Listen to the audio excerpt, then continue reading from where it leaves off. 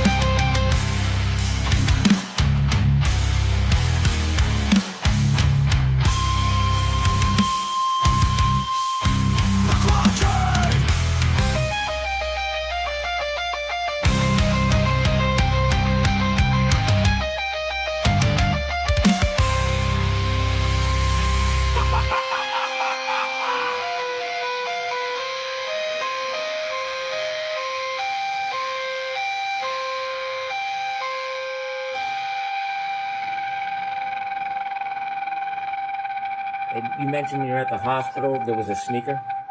One. Yes. Bukake!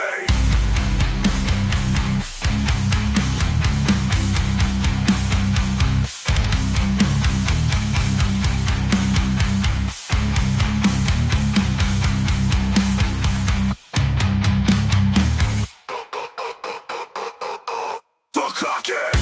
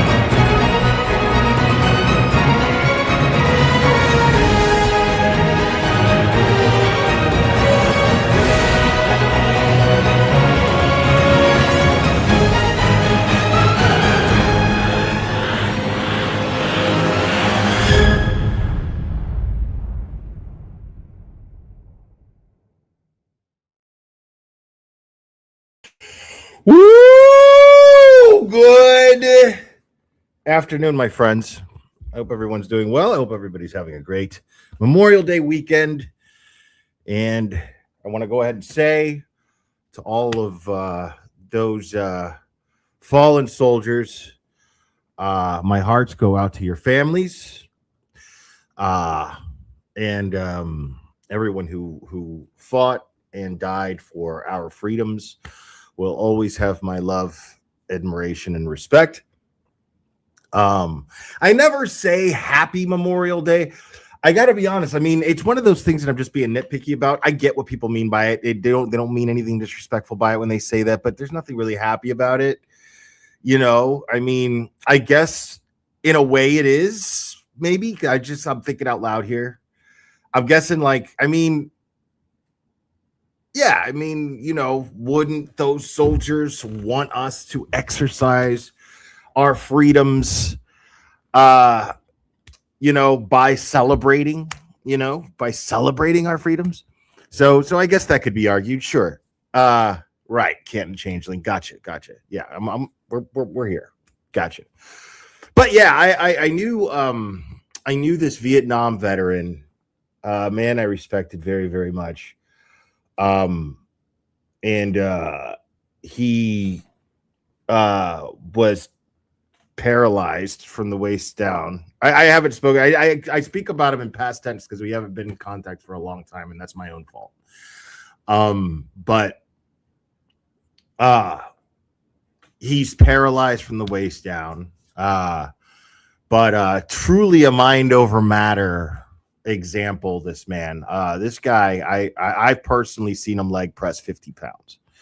This man, until he just got too old, he refused to use a wheelchair. He got back from Vietnam. He was paralyzed. So he learned, because he promised before he left that he was going to walk his wife down the aisle. He promised that he was going to do this. So when he came back paralyzed, obviously that seemed like the one excuse he might have to not do that. One of two excuses, really. And that wasn't about to happen. So he learned to shift his weight with 2 canes. And for years, he moved around like this. And then he, he's now he's older, so he's in a wheelchair. He has been for the better part of 3 decades, I'd say now. And he, truly, an incredible human being. This person was not the kind of guy you give excuses to. You know what I mean? Like, you better be careful how you word things around this guy, because it better not be an excuse for anything.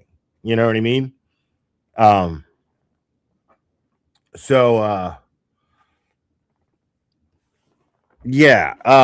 he would celebrate every Memorial Day. He had a very special bottle of whiskey that he would have just for Memorial Day, and do a shot for him and his comrade who passed in the accident, which paralyzed him. He was a helicopter pilot. The gentleman who I'm speaking of, he was a helicopter pilot, and apparently the helicopter just, went down, and as it impacted the ground, after it was shot down, it crushed a couple of his vertebrae.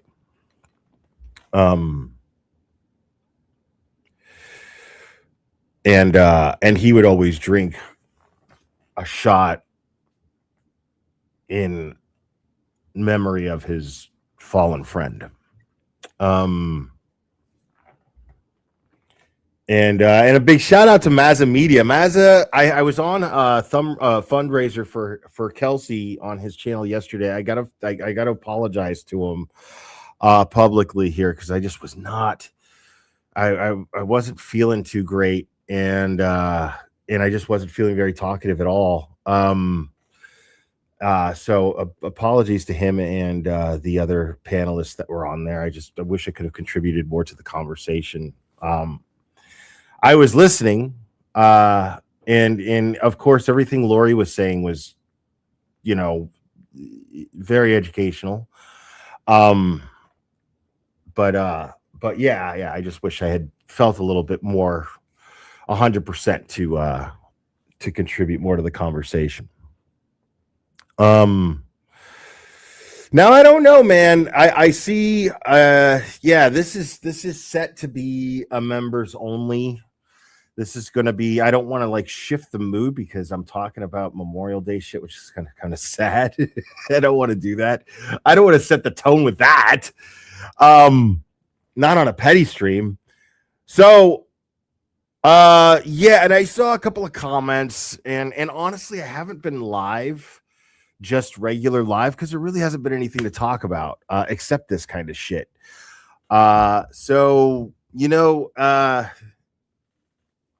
And I watched the Mackenzie Shrilla documentary on Netflix that everybody's talking about, and I know Annie did some stuff on that.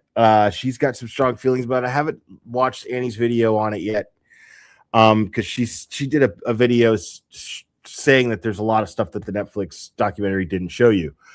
And I know Annie, she's, if she did some digging, she did some digging. And but I could have talked about it, but my interest in it goes as far as maybe hearing other creators who are interested in it talk about it. Like listening to Aiden's streams are enough, I'm interested in enough to hear Aiden talk about it. but I'm not really interested enough in it to really do a whole show on it. You know what I mean? Like, my opinion is very simple. This girl feels entitled. Her parents instilled this entitlement in her, and it was this entitlement that put her to have this attitude to where she was going to just crash a car on purpose. And she threatened it. There's video footage of the crash. There's video. There's black box stuff. I mean, there's just way too much evidence to indicate that this girl just plain sucks. You know, like, and let me tell you something. I'm gonna be fucking honest with you guys, dude. I am not one of these people that are like, oh, well, you know, if they're just a kid, do I think that a kid can be, you know, can be redeemed? Do I think that a kid can be rehabilitated? Sure. But do I think that a kid can be a shitty motherfucker that deserves to have the book thrown at him? Yes, absolutely. I don't think that being a kid automatically makes you immune to this. She was old enough to know that her actions were shitty. She was old enough to know that her actions were selfish. And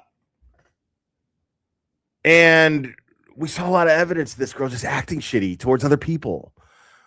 And when, you know, like, dude, it's crazy to me that her parents just let her go live with her boyfriend. Like, what? What? That is so irresponsible. And it just tells me, it's just like, okay, well, all right, well, she sucks. Sure. Yeah, let's just, what if somebody else wants to feed her? Sure. That's how that comes off to me. She sucks. Fuck yeah. Yeah, please. Oh, of course. You know, because the law requires us to, you'll still have a bed here. But yeah, go be you. Get the fuck out of here. And the fact that, you know what I mean, that they just act like this is just good parenting is now listen, I'm nobody to preach on parenting. I'm really not. I'll be the first to admit that. But I know bad parenting when I see it. I'm just saying, I know when I see it, I can see it. I saw these people, and all they've done is make excuses for this girl. And it seemed like they're more concerned about whether or not their daughter likes them rather than their daughter growing up to become an independent contributor to society. Now,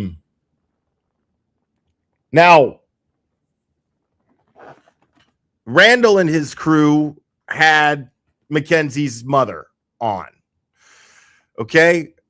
Now I know I've said this is technically a petty stream because we're going to make fun of some shit here. And I have it, you know, titled with members only, but you know, I don't know, in the spirit of the holiday weekend, I think I'm just going to like not switch it over to members only and just let everybody watch whatever, who gives a shit. I haven't been live in a minute, so, you know, why not? Fuck it. You know, I'm grateful to everybody who became members. If you become members, there will be members only petty streams in the future. There will be members only streams of other varieties in the future. So, you know, I do my best. You guys could ask anybody here who are members. I do my best to try to give you guys the best possible members only content. Because I'm really grateful for you guys becoming members. So, but I realize, I mean, you know, it's a long weekend. People probably partied. People probably tight on cash. It's towards the end of the month. Blah, blah, blah, blah, blah, blah, blah. People donated to Kelsey. People donated to Aiden. I get it. It's all good. It's all good. So we're gonna just we're just gonna get silly here. And we're not gonna switch it over. Um,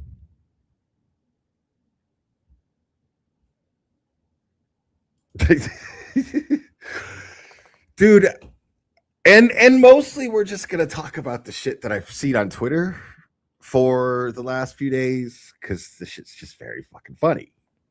Let's just be honest, the shit's fucking funny. And yes, we're gonna go over. Let's just go over a couple of the things here.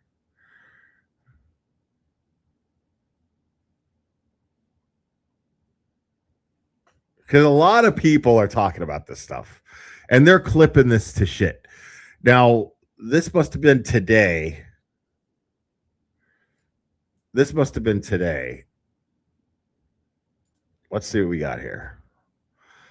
Yeah, and I feel bad too, because like I don't really have anything planned. So you know what I mean? If I'm gonna grift and shit and be like, members, like, you know, I have no idea how this is gonna turn out. So I mean, they always come out good. They always come out fun.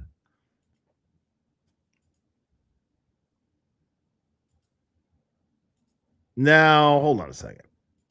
Let me just go over these real quick, though.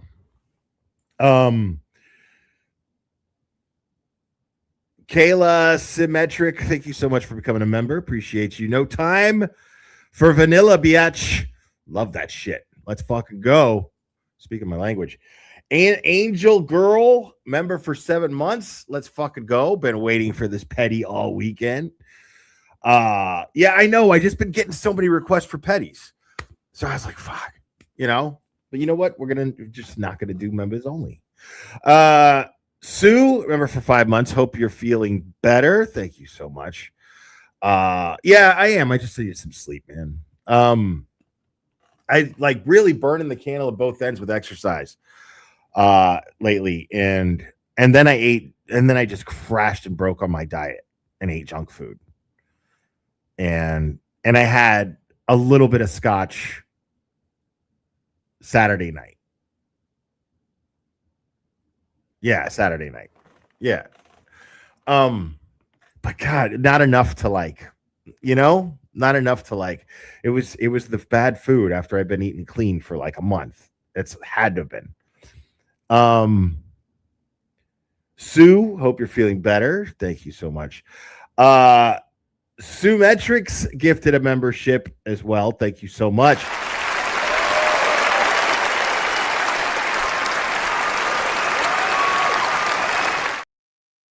Cool. We got a super cat. Super cat. I think we got a super cat. Super cat. Super cat. Super cat.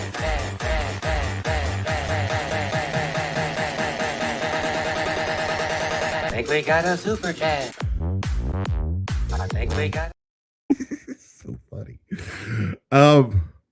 Superstition Man, thank you so much. Rest easy, my brothers and sisters. We have the watch from a grateful Vietnam veteran. Thank you so much. We're grateful to you, sir. Thank you for your service, your sacrifice. Fishing Kids, Neon Boys were fawning over your sign. Oh, were they? Were they fawning over it? Thank you to all the veterans. Yes, Linda Macy, thank you so much. Member for 4 months. Good citizen. Been a minute. Member for 23 months. You are awesome. So are you, good citizen. Blue, member for 8 months. Bitches be crazy on the twat. Yes, they are. Frankie, member for 7 months. Missed ya.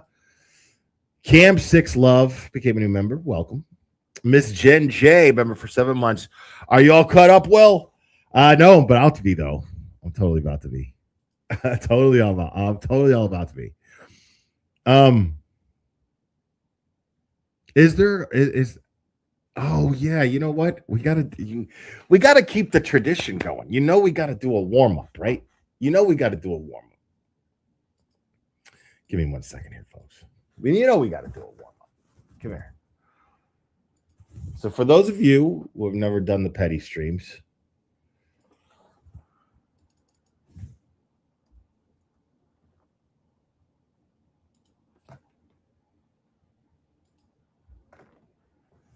yo, you all are clipping the fuck out of Randall, and I'm loving it. Y'all are going crazy clipping these.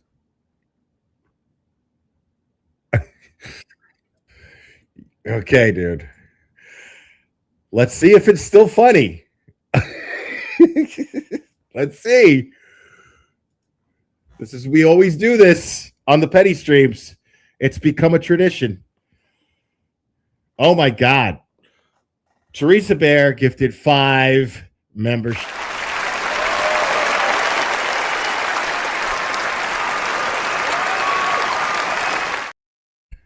Charlie says, oh, it's still funny. Charlie Rachel. Here we go. Let's find out. Look at me. The music. The music's too much. All slow? Carney, I'm afraid of you. I'm trying to be all tough. Meanwhile, this dude, white cryfish, doesn't give 2 fucks about anybody but himself. You ain't tough. This fuck. White cryfish. You're a rat, bitch. You're a little man. Oh my fucking God. Your life will always suck. Look at the close up, dude. Look at I'm that. laughing my ass off. Connor is brilliant. Connor this is just one of those videos that had to have made itself. Like Connor was just listening to his gut. Your life will always suck. You're a rat, bitch. You're a little man.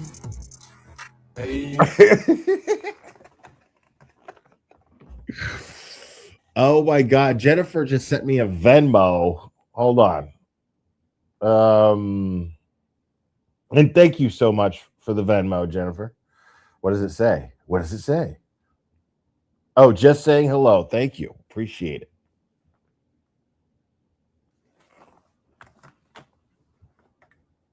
This is amazing.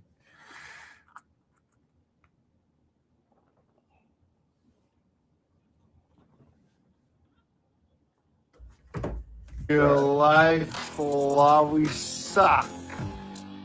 I'm laughing my ass off at how much of a little bitch you are. White cryfish ruined my Christmas. Didn't give Protein a fuck. and Petty The Pre-K little boy. gifted 10 membership. Right at the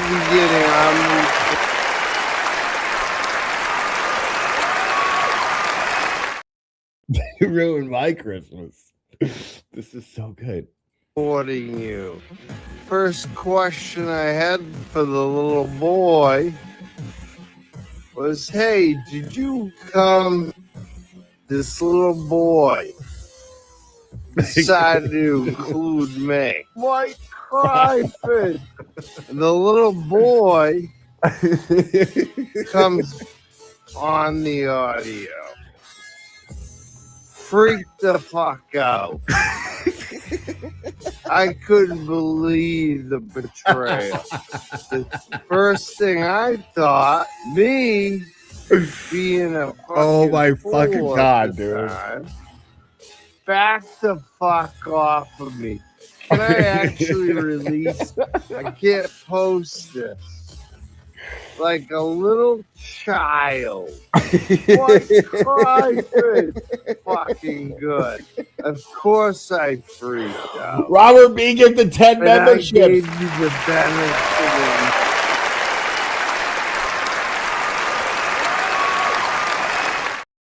of the doubt. Thank you, Robert B. entire fucking 2 You black ain't- guys in 5th grade.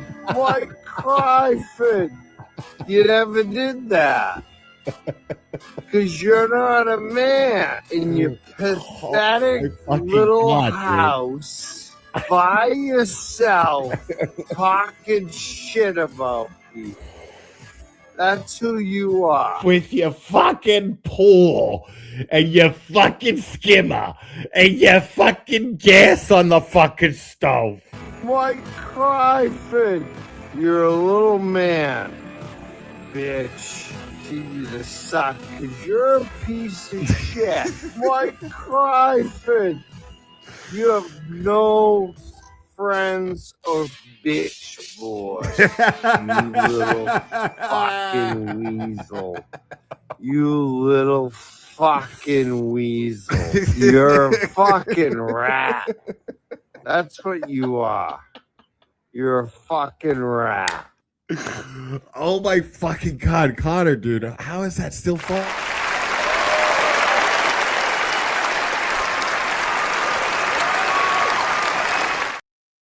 That's the funniest shit ever. Hold on, let's see. Hold on. Let's see. Everybody's posting about Randall. Oh, so I guess she super chatted. Okay, so I guess 5150 super chatted $50. She needs to be saving her money, bro.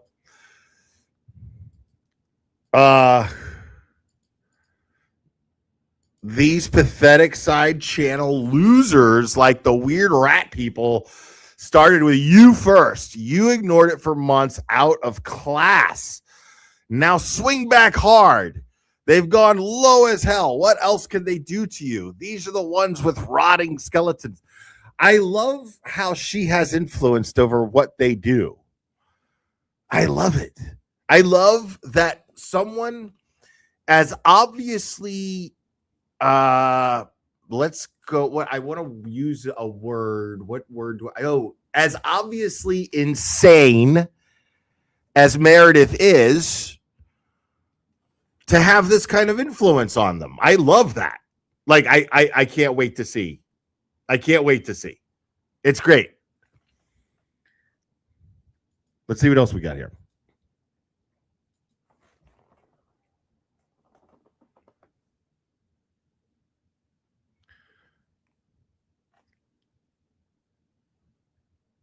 Oh, shit. Lindsay chimed in. Let's see. Lindsay says JFK show off. Let me show this. Lindsay says JFK show off. Gatuni goes is a fucking punk. This fucking lame ass 45-year-old embarrassment of a man thinks he's going to be a famous rapper. When was homie? Oh my God. I'm not even like past the first line, dude. And Gatuni is roasting the shit out of Randall. Oh my God. I should have totally made this members only. I would have made a ton of money.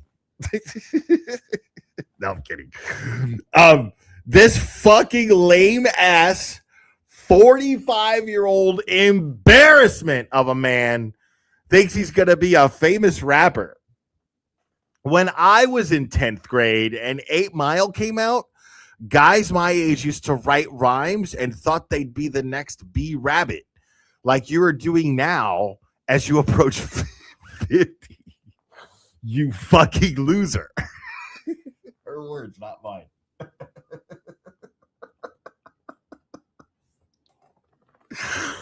Holy shit, dude. It's just not even past the first paragraph. Hold on. There's something. Oh, that didn't show up. Free the First Amendment. Oh, no. Wait. That's old. Never mind. This is amazing. Gatuni is destroying this dude in a tweet. Holy shit. Okay. They thought they'd be the next B Rabbit like you are doing now as you approach 50. You fucking loser. Do you think women think that's attractive or cool? Laughing my ass off. Your gay headphones sitting in your car pretending you're something.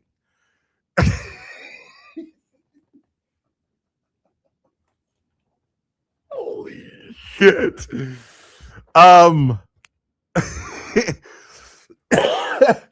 You are a talentless white hack.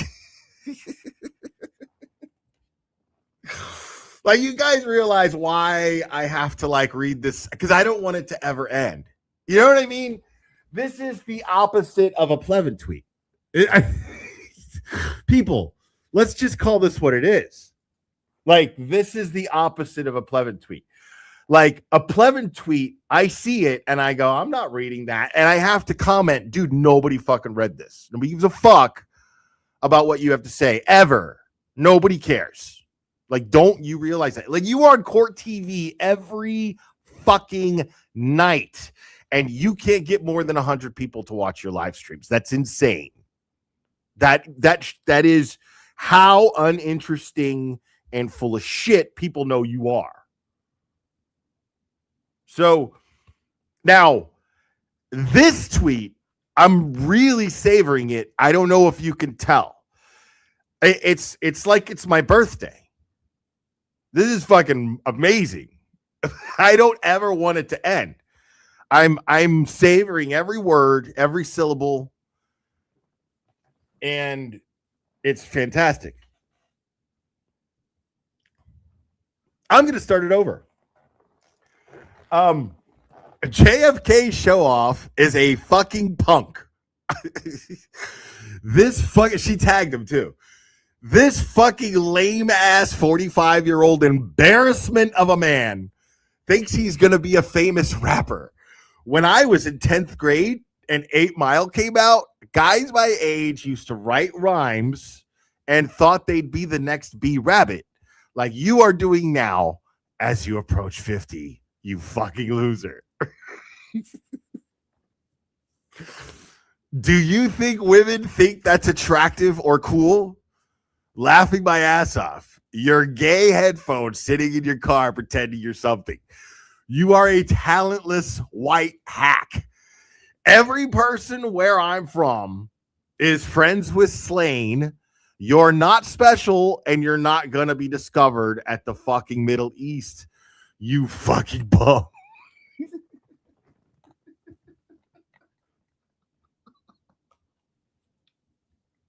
Oh my God, bro.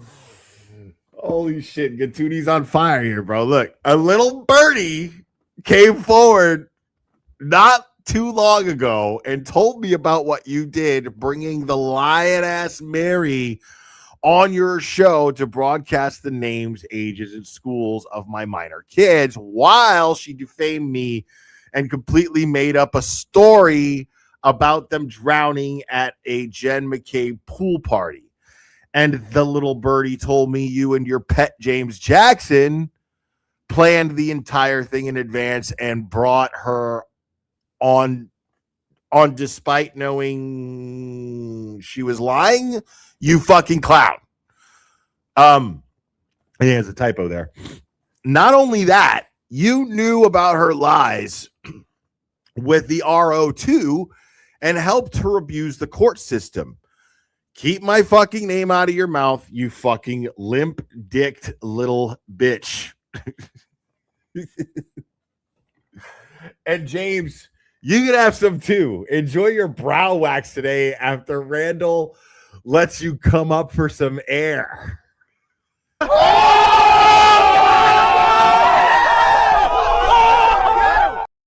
Holy shit.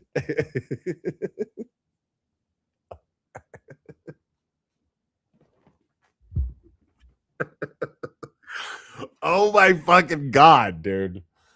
That was the best, dude. That was the best tweet I've ever read. Well, not ever, but pretty damn close. It's up there. It's up there. Gatuni, my hat's off to you. Well done. Well done.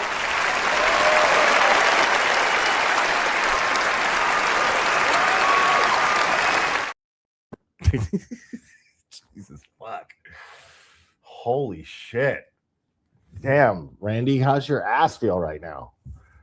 Dude. Hold on. Let's see what the comments say.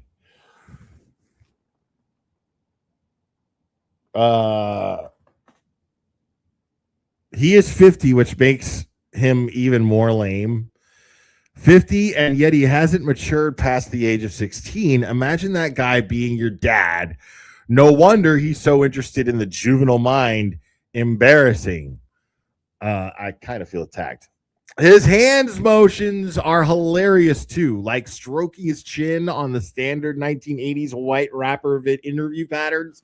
He watched way too much UMTV raps back in the day, and it was more influenced by New York. Agreed.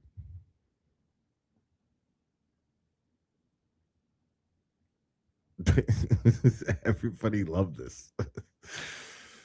Everyone loved this.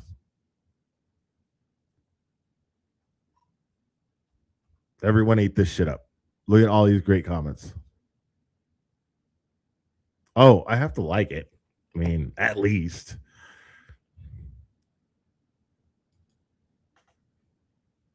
Let's see what else we got.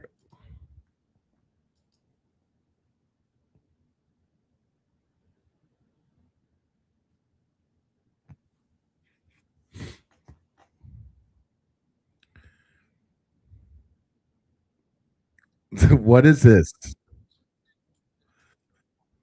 Let's hear what this is.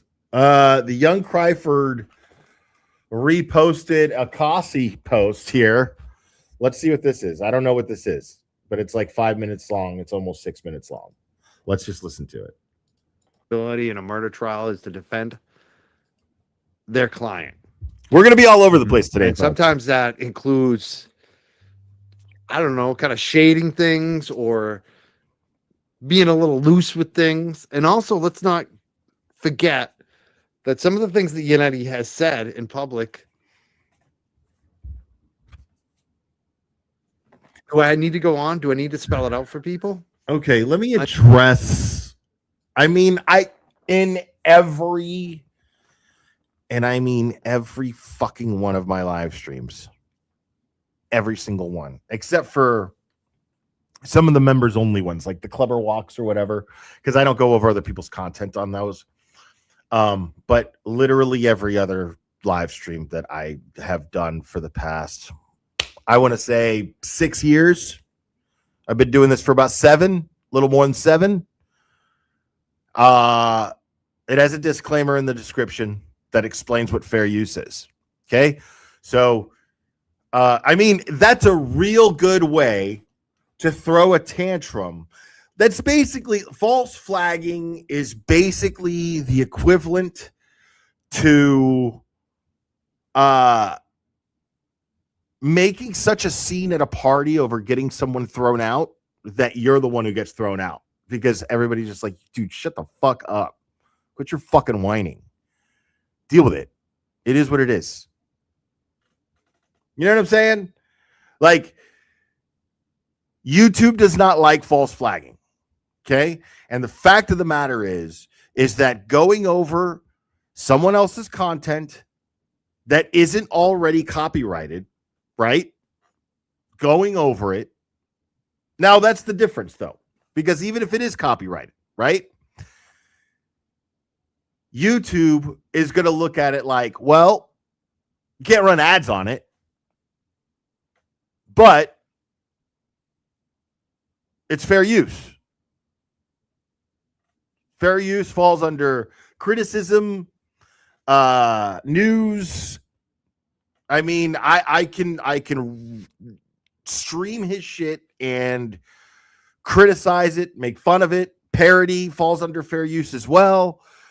Everything that I do when I cover these other people's content, it's like Joel McHale doing The Soup. Remember that shit? It's basically the same thing. It's basically the same thing.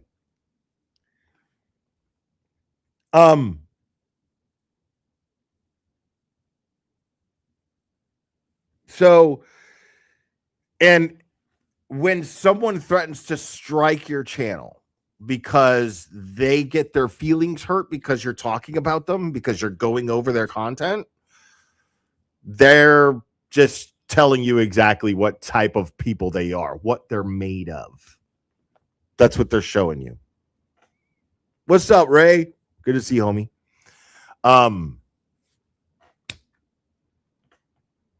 Yeah, it's a bitch move. Like, it is the act of a bitch. Like, everyone on YouTube knows this shit. Like, you're gonna be subject to criticism. You talk on here, dude. You know how many fucking dude? You see Aiden crying, dude.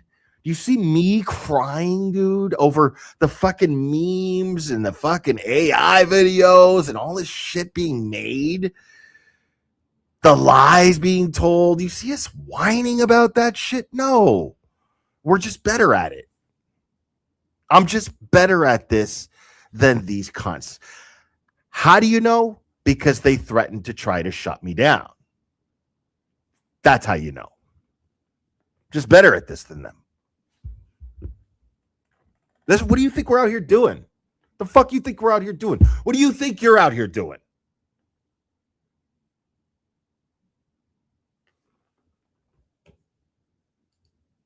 I mean, if you want to bring that up, Deanna, lawyers aren't always honest. Let's just put it that way. Sometimes it's to protect their clients. Do you want to say anything else about it, Brian, or you just want to let this go? Move on. Yeah. You know what I'm talking about, don't you? Me and you. Yeah. So, like, it's some people put saint status on these attorneys, which it's attorneys is, you know, they're always in the best interest of their client. it. It's your job. Did you figure that one out on You your can't- own there? You can't like brain buster? You can't how do I say this? You can't like canonize them. You can't make them gods because of that. You can't also villainize them either.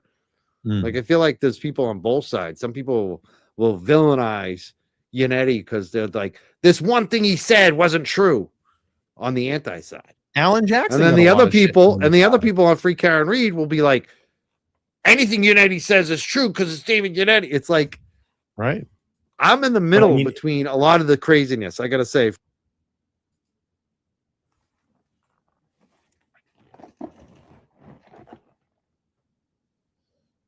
What?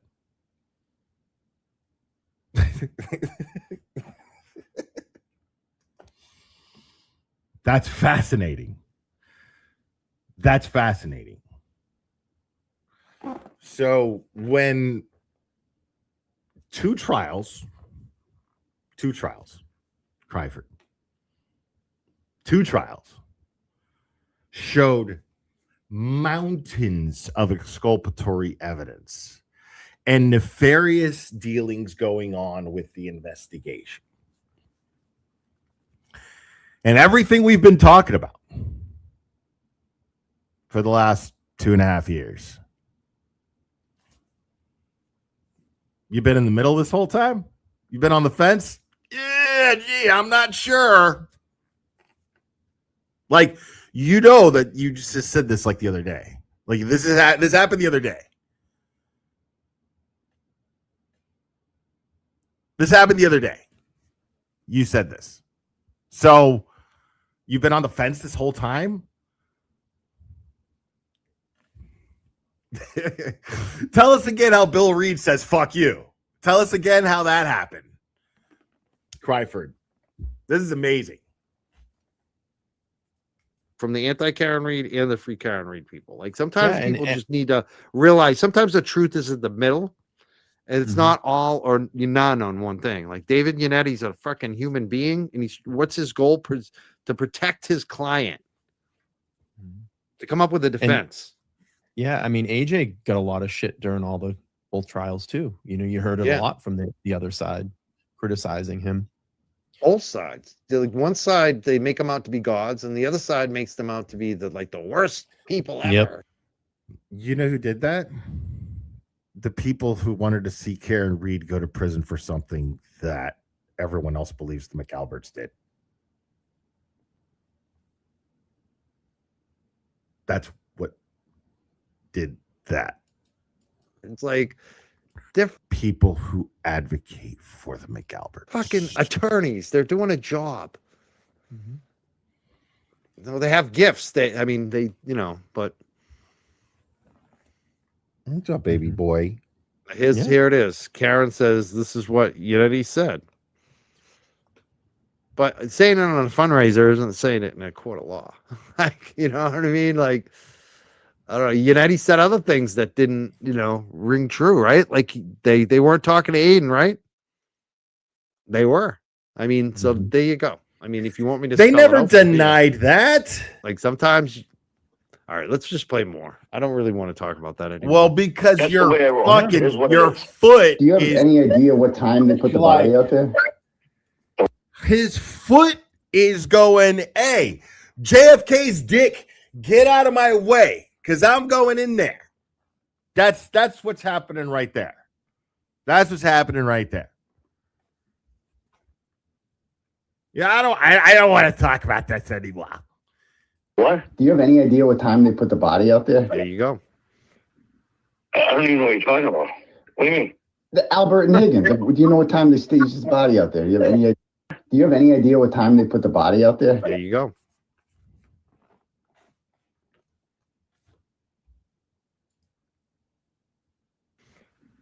I don't even know what you're talking about. What do you mean? The Albert and Higgins. Do you know what time they staged his body out there? Do you have any idea? Oh, I don't even know if that happened. I don't know anything like this. Oh, you don't? Oh, okay. I thought that was the tip that they investigated. Oh, I have no idea. I don't even know. I didn't even know the other guy. I don't even know. No. No, if someone's giving you a little, I don't know, your information is now going off track a little bit. Okay. What I told you was accurate. Believe me. I'm going to leave it at that. This is between us. Yeah, of course. Be nice listen to again. me. If I find anything firsthand, I'm going to lock your number in. You're going to hear about it because I trust that you'll handle it, professionally and get it out to the right people. These guys. Now, I don't know if you guys have heard me or read me saying this, but Kryford and BLT are the biggest cunts. Okay? Change my mind. I have posted this many times. They just are. Like, these two are just the biggest, just sackless fucking twats on the internet. Let's just be fucking real about it, dude. These people do nothing but flip-flop. They will do everything that they can to try to get, I mean, and I love it because, dude, I'm telling you right now, like, I want to hear from Krusty. Like, seriously, a white flag just for this situation, okay? I want to hear Krusty deny the fact that she thinks herself that Kryford and LTL are a couple of fucking cucks. Please fucking try to deny it, Krusty Panties. For the sake of this, Kate Peter, I'll give her the respect of calling her by name. Let's just, I mean, this is about personal character and integrity. Can you deny, Kate Peter, that even you believe that these two guys are the biggest fucking cucks on the fucking internet? Let's be real.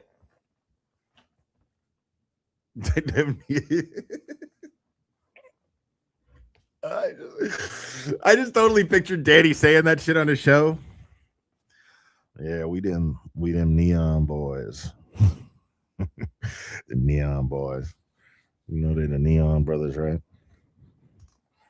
Fucking bullshit right here. I'll talk about this shit all night. Tell y'all right now. These two motherfuckers right here with the neon. They both got neon. They think they're brothers because they got neon.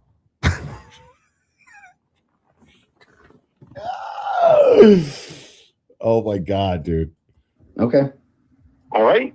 Well, thanks. Like for your time. these guys. No, you're very welcome.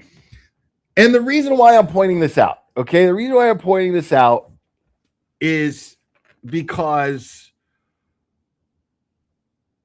they will say anything that is anti-Turtle Boy. And now they want sanctuary anywhere they can get it at this point. They are so desperate for any type of internet relevance at this point that they'll hey, yeah, well, sure. Yeah, we hate Aiden too. Can we be on your team? Like, let's just be real. Like, there's nobody like the Forensic Room channel. None of them, like maybe Twisted Tragedies, because she doesn't have any principles at all. You know what I mean? Like, she's already had fucking Nan on. Nan went on Twisted Tragedies. Like, there's no coming back from that. That is beyond, that's it. Like, Twisted Tragedies has done nothing but talk about how much Aiden belongs in jail and how Karen Reed belonged in jail. Like, this is what she did. Like, for 2 years, I've been listening to her doing this. I've been ignoring her from doing this. I'm ignoring her. I haven't even, like, I'll click on her once in a while and be like, Jesus Christ. I can't believe people listen to this. And it's always hilarious. Like, because she'll, like, trash talk Bettero and stuff. And you're just like, wow. You know?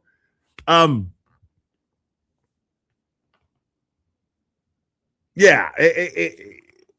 And yeah, so Nan went on Twisted Tragedies. Like, there's no, that line, once you cross that, there's no coming back from that. Nobody is ever going to take Nan Gallagher seriously again. Nobody worth a shit is ever going to take Nan Gallagher seriously again.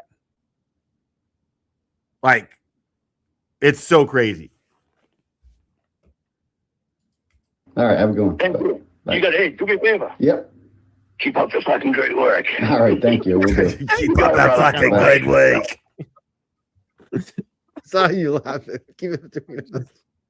I just can't. Everything is between us. Fucking Norfolk DA's office. Data dump number 4. Here it is. I think that's why they dumped that one. They were like, we're gonna get the turtle boy. They knew someone was gonna have a laugh about it. Could it be a signal? I don't know. Oh man, this is fucking funny. This is fucking funny. That was funny, actually. Oh, I know. I mean, you just have to laugh. That's where I've come to. I know. Like, you know, George Carlin, right? Remember George Carlin was talking about how human, like Mad Magazine. Tiger is, yeah, it's just like it's all that. It's just like, what are you gonna do? Dude, these guys suck so bad at this, bro. Like, they're so terrible. Oh, this is a funny one. BB, you really gotta. BB is trolling. He says, "When is Yannetti? Yannetti is. That's one thing I'll say. Yannetti is not setting up an Amazon wish list. If that happens, you really know he's jumped a shark. If that happens, that's not happening. That is not. That Kingston. Good stuff. And that whole thing is about. I think it's about like avoiding taxes, like because gifts aren't taxable under a certain amount. Oh yeah, that did happen, didn't she? That did happen. That she filed a fuck. Dude, Nan has no principles at all. I think it sucks. Always.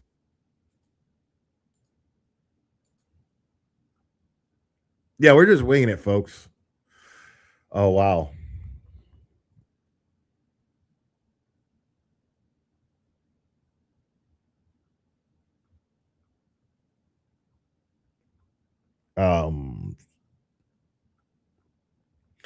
I bookmarked a lot of shit.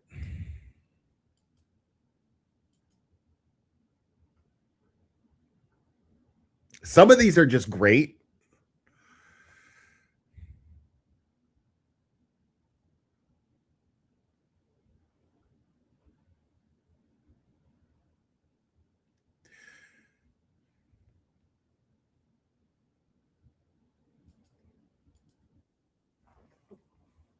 All right.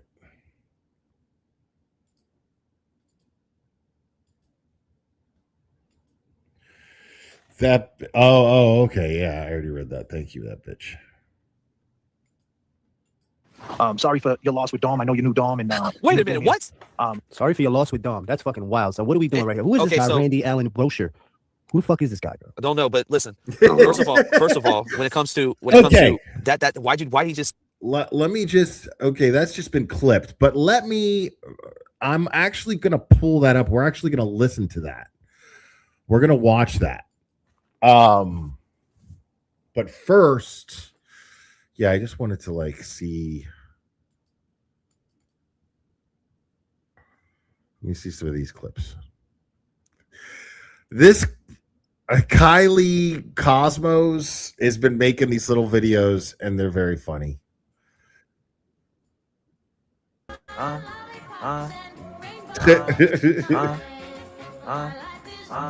gonna get dinged.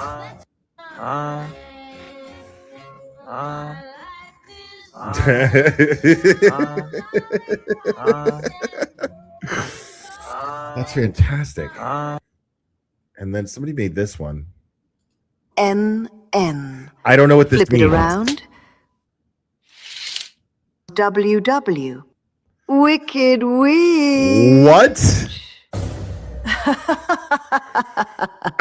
Do you get it? No. MM becomes WW.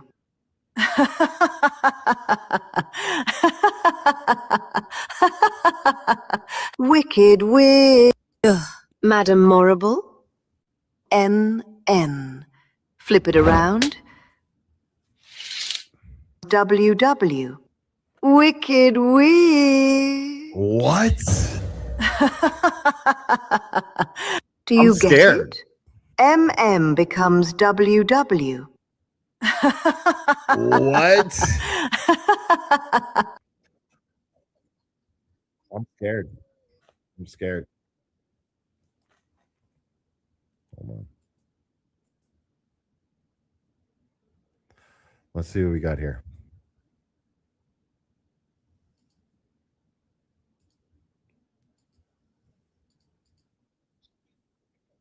Streaming experience. I want you to be comfortable here. I want to try to, we play all types of music. Not only do we play hip hop, we play classic rock, we play reggae, we play reggaeton, we play whatever you want. We have it. We play it for sure. But yeah, we just want it to be comfortable. We're not with the violent shit. We just don't really tolerate that. If you're here to pile on people, be disrespectful to people, and hurt people, I just don't see the purpose in that. I just don't feel comfortable doing that. So please spare me the details. Oh, there we. We on the stream. It's called the True Crime Comfort live streaming experience. I want you to be comfortable here, narrative, because you think it's cute. I'm not going to argue with you on the internet what you want. If you're doing a 3-hour live stream on me, talking shit about Kevy Kev, talking shit about Jay Brill, and you just want to try to put us down for whatever reason because you're getting a cheap pop. And when I say a cheap pop, I mean you're just getting some type of endorphins, dopamine flowing through your body, and you're feeling good about it. You got a little chat saying, "Yay, let's talk shit, yay." The crazy part about it, ladies and gentlemen, it's the other two generations. It's not the younger generation doing it. It's the older generation doing it, Kevy Kev. It's the ones who are 50 and up who decide to jump in the chat. I mean, some of these people are like got 1 foot in and 1 foot out the grave. I mean, they got more birthdays back of them than they do in front of them, and they come in here and they talk wild style. I'm not doing that anymore. I'm not doing that. So therefore, I'm not going to talk about you and give you what you want. And so what I'm going to do is hit you with a copyright strike. And I'm not going to talk about you. So don't talk about me and defame my name. You want to go over my videos? And you want to talk? We had a video with Natalie. Go ahead and you want to review that video? Go ahead. You want to say the interview was lackadaisical? You want to say that we were slacking? You want to say our audio sucks? That's cool. I'm with all that. This isn't even about Turtle Boy, I don't think. And if you do something, this isn't even about Turtle Boy like that, I'm not going to mention your name. I'm just going to hit you with a copyright strike. And that's where I am going further. So, that's what it is. Having an opinion is a lot different than insulted and defaming somebody. Narrative because you think it's cute. It's the same people. They're losing it. They're crashing out. They're crashing out. I seen a guy go over the video recently, right? You're not a friend of the show. I mean, this guy looked like he relapsed. He knows who he is. He's watching right now. He actually downloads all our videos. He's so afraid. He's so afraid that we might put him on members only or we might private him, right? That he downloads them. Like he actually takes the time to download them. So like in his computer, his gigs probably are all full of JFK shows, and he downloads it, and then he goes over it, right? And this guy went over it the other day. It looked like he straight relapsed. It looked like he went in the medicine cabinet, took the Vicodins out, the perks out, or maybe he went down to Mass and Cass and caught the bag of that Fetty Wap. Is that what you did, buddy? Right? And I hate to be an asshole, but I mean, come on, man. You sounded very under the weather. It didn't sound like you were drunk. It sounded like you actually were. You straight relapse. And he went over our video. He was so mad that we interviewed Natalie. And his take on it was that we disrespected the family. Wow, why did we disrespect the family? Like, we can't interview people. And this is a guy who uses us for content. You know what I mean? This is a guy who uses us for content. Who's he talking about, Aiden? No original content ever in his life. He never made a presentation. I know I hadn't gone over the Natalie stuff. Of a beginning, a middle, and an end. It's always something of no substance, always just attacking people. And he's doing it 24 hours a day. He goes on in the morning. He goes on at night. He goes on in the early mornings, 1 a.m., 2 a.m. I mean, and then he got the nerve to talk about calling people lunatics and these crazy words that he uses. And the fact is, this guy's a straight lunatic. Straight lunatic. Mental. It's insane. So if anything we can get out of this case about social media, when we speak on social media and blame and look at how social media had Mackenzie acting, okay, is that understandable? Can we see kids falling for trends? But what about the fucking adults? Back to the parenting. You relapsed on the benzos. Some of these people, their parents, that have 18-year-old daughters or 18-year-old son running around are in these chats making fake accounts, calling everybody fucking names. While their 18-year-old is driving reckless, smoking weed, drinking, didn't come home last night, and they're worried about what's going on in chat. I mean, we got, where are we going? How is this all? Is there any hope for the future? It's scary. I would hope so. And that's what we're here to do. We're here to provoke some thoughts. We're here to try to, make an impact as best as we can, We're just a small channel, bro. But that's where I'm at. You're reaching out to people trying to get fucking clout, dude. Like, these guys are terrible interviewers. They had this person on their channel. They had an opportunity and they fucking shit the bed. And that's it. And they went their normal route, which is to try to like go the opposition, to present an opposition motion, because it's not interesting if they're just going along with everything everybody else is saying. So they're going to give the mother of the driver of the car, the one who's convicted, you're going to give the mother a chance to tell her side of the story. And you did it for clout. And all it did was piss people off. Like, that's it. Nobody looked at you and went, "Oh my God, great job." Like,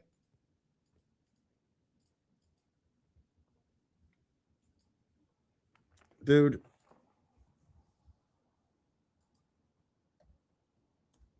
Now,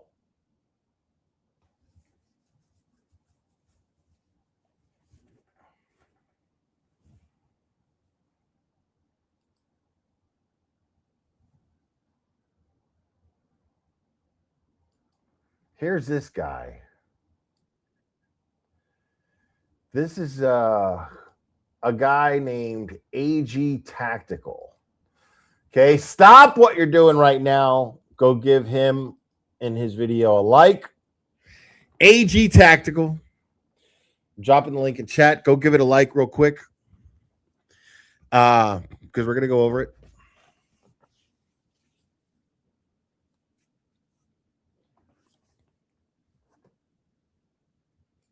I mean, dude, yeah, it's not so crazy.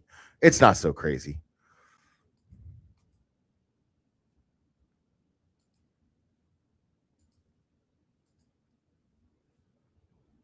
All right. You, okay, because the word seizure, okay, in Carney talk is loaded with Z's. It's very hard to say in seizure, right? So it's can you say it to us right now? seizure, seizure. There's too many Z's in there. So if you don't mind saying, blame it on the seizure. Go ahead and say it in that language. I'm afraid to do that because what if they edit and snip a sound bite and plug it into other things? Like, what is happening right now? Uh-oh. Ladies and gentlemen, it seems like the Shirilla family may have squeezed a little too much toothpaste out of the tube this time. You know, they went on the Netflix documentary, made an absolute fool out of themselves. They went on TMZ, made an absolute fool out of themselves. I didn't see the TMZ and now thing. it really stirred up the pot in terms of what people want to see. A lot of people got really curious because they went on those documentaries and tried to sweep a lot of things under the rug. The Streisand effect, ladies and gentlemen, is undefeated. You can't beat it. The second you try to sweep some under the rug, change the narrative, try to make people look away, people look harder. Yeah. They could have shut up. They could have really shut up and everybody forgot about her.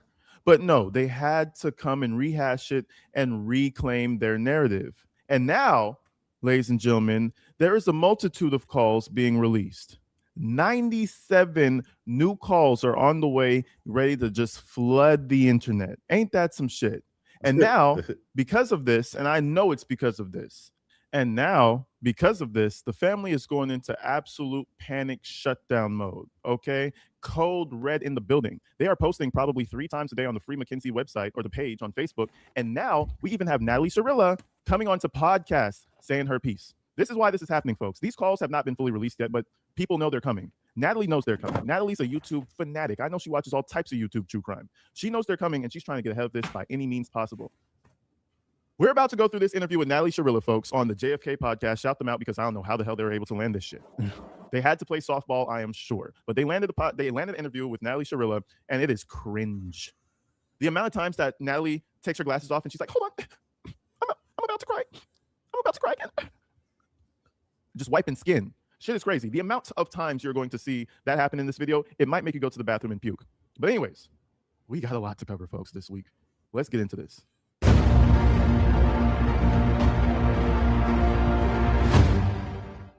So this is like a 3-panel podcast. I've never heard of them until now, right? And I believe these gentlemen are coming through with fresh ears. I'm not sure if they've really been covering the case as we have.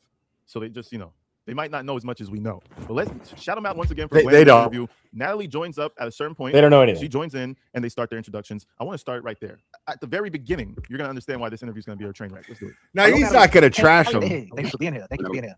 Thank you. Nice seeing you on a Saturday. But like you saw how he threw that shade. Sorry for your loss with Dawn. He was like, like disclaimer. Don't think that because they were on his channel that these guys know that she was on that channel that they know what the fuck they're talking about. They don't know what the fuck they're talking about. Disclaimer, just because I'm showing it is not me going, these guys know what the fuck they're talking about. They don't know what they're talking about. All they saw was an opportunity. These guys are JFK is an opportunist to the core. And just as Aiden was talking about earlier, he keeps yes men around him.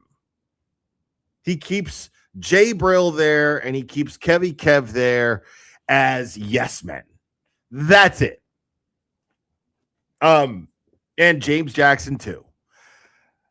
And there was no preparation for this interview. This is like, I mean, this guy's going, I don't even know how the fuck these guys landed that. He couldn't even resist to say that. He was like, I don't know how the fuck these guys landed that. Who the fuck are these guys? Nobody knows because nobody gives a shit. So your guess is as good as anybody else's. AG. I mean, you know, Damien, so sorry for your loss and what you're going through. I know it's tough. And thank you for being here and taking the time first and foremost. I'm probably gonna cry a whole lot. So sorry in advance. I'm not gonna nitpick too hard, too crazy, too early. But just seconds into that video, you guys will probably already notice something. She was about to do her little cry move. It's called an ultimate. Like in a video game, it's a power move. It's like a power move. I'm not gonna sorry for your loss. And first and foremost, I want to say, you know, sorry for your loss with Dom. I know you knew Dom and you knew Damien. So sorry. Damien. What you're going through. I know it's tough. Who's Damien? Thank you for being here and taking the time first and foremost. I'm probably gonna cry a whole lot. That's what I know. I'm not gonna nitpick too hard, too crazy, too early. But just seconds into that video, you guys will probably already notice something. She was about to do her little cry move. It's called an ultimate. Like in a video game, it's a power move. It's like a power move that you could use in a time that you're in a pinch. She saw that they brought up Dom off the bat. I like that he used that analogy. Oh, we're sorry about your loss for Dom. We knew you knew him. And then she looked up and realized that they kept talking and it wasn't her turn. I know who he meant. This shit is a fabrication. I promise. But anyways, let's continue. Hello, Natalie. Hey, how are you? Hey, I know who he meant. Thank you. Nice seeing you on a Saturday. So Natalie, first I saw the documentary. Sorry for your loss with Dom. I know you knew Dom and you knew Damien. So sorry for your loss and what you're going through. I know it's tough. And thank you for being here and taking the time first and foremost. Damien is from the Omen. So sorry in advance. I'm gonna try not to though. That's all right. That's all right. Like I said, on this channel, we're not. The reason why this case, I'm going to be real with you. I didn't really know much about this case back in 2022. You know, I heard about it here and there on Court TV and on the internet, on TikTok, popped up in the feed. But obviously, with the Netflix doc that just came out, it kind of put another fire underneath it. So here we are. But to me, it's just, I just don't understand like the mindset of a juvenile where we're at. You know, with kids, these kids nowadays. You know, how old is Natalie? She's 21, correct? Mackenzie. You mean It's from Iowa. Stop it. How old is Mackenzie? 21. She's 21. Yeah. So why don't you tell me a little bit about yourself? Where did you grow up exactly? Okay, so we're not going to talk about where she grew up. Basically, she grew up in a little town. Mackenzie grew up in Strongsville or whatever. She had the perfect life. She was Thank you, freedom, freedom keeper. So we're gonna skip past that. But I do find it kind of hilarious that before we even get into this thing, right? Before we even get into it, she's letting them know. Oh, I'm sorry, I'm probably gonna cry. I'm probably gonna cry. Just so you guys know, I'm just gonna cry. So, oh man, the energy makes me uncomfortable. It makes me feel like it's like static. You know those old TVs that give off static and you get close to them and your hair stand up? That's the type of energy she gives me. Like if I get close to her, my hairs might start to stand. Let's continue though. We're gonna skip past all the hometown fuckery because we don't care about that, do we? Okay. So now we move over to what Mackenzie was like in school, from like younger to high school, and you're gonna notice a common thing. Let's do this. Like he's throwing mad shade because it's like we don't give a fuck. Why are you fluffing? No, that's okay. So we tried a AG is like saying without saying, like, why are you fluffing this bitch up? She's a fucking liar. Like she raised an entitled asshole is what she did. That's what she did. She raised an entitled asshole. And she's in a jail for being an entitled asshole. Not giving a fuck about the people that she was responsible for as the driver of that vehicle.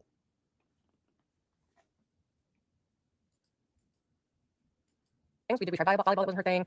We did ballet and tap and stuff, and she kind of liked that, but she wanted to do that more with like friends and stuff. She really likes karate, right? Oh, nice. Yeah, she loved karate and that whole thing. So yes, that was her favorite thing. And she had no problem with school. Did she get into fights or anything like that? How was she? She worked and play with others good? So it's not. She had challenges. Okay. She had challenges. Oh, I love how she said she had challenges. What type of challenges? We're gonna continue. But you know, I'm gonna tell you one thing. We're gonna continue. Parents, you know when kids start getting bad. There's a point in time to where it seems to, from me witnessing other parents, right? I'm not a parent, so don't come after me. But me witnessing other parents, there comes a point of time to where that innocent little beautiful wonderful baby turns into a fucking asshole, right? A little bit past toddler age. Yeah. They start trying things. They start trying you. They start breaking. They start right. If you don't level that out at that age, they're going to turn into monsters. Right. Real life demons. Right. And this is what Natalie, in my opinion, messed up on. Mackenzie was a wonderful little angel until she was like 5, 6, 7, and she kept just reinforcing that even when she had bad behavior. Listen to this. there was a lot of fisticuffs with like teachers and whatnot. And I always used to tell her, No, like, that's if as her friend loud told as it her that she goes. can't have something or her friend can't have something, she would stand up for her friend or herself and not like back down from that. So there's a little fisticuffs with teachers that way. See, you see what I'm saying? What type of teaching is that? Let me back this up a little bit. What type of teaching is that? If you're told no, make sure you do whatever you can to get it anyway. What type of teaching is that? Now, there's one thing to be like, if you're told no in life and you feel like your aspirations and your goals can be, you know, you can do whatever you want. He is describing that's not the type of vibe I'm entitlement. getting from her. Natalie literally is telling her daughter, when you're told no, that's their problem. You should get everything you want, because you deserve it. That's some fucked up parenting. Teachers and whatnot. And I always used to tell her, like if her friend told her that she can't have something or her friend can't have something, she would stand up for her friend or herself and not like back down from that. So there was a little fisticuffs with teachers that way. But she had a mouth, so she used to get in trouble for her mouth quite often, but not like fights.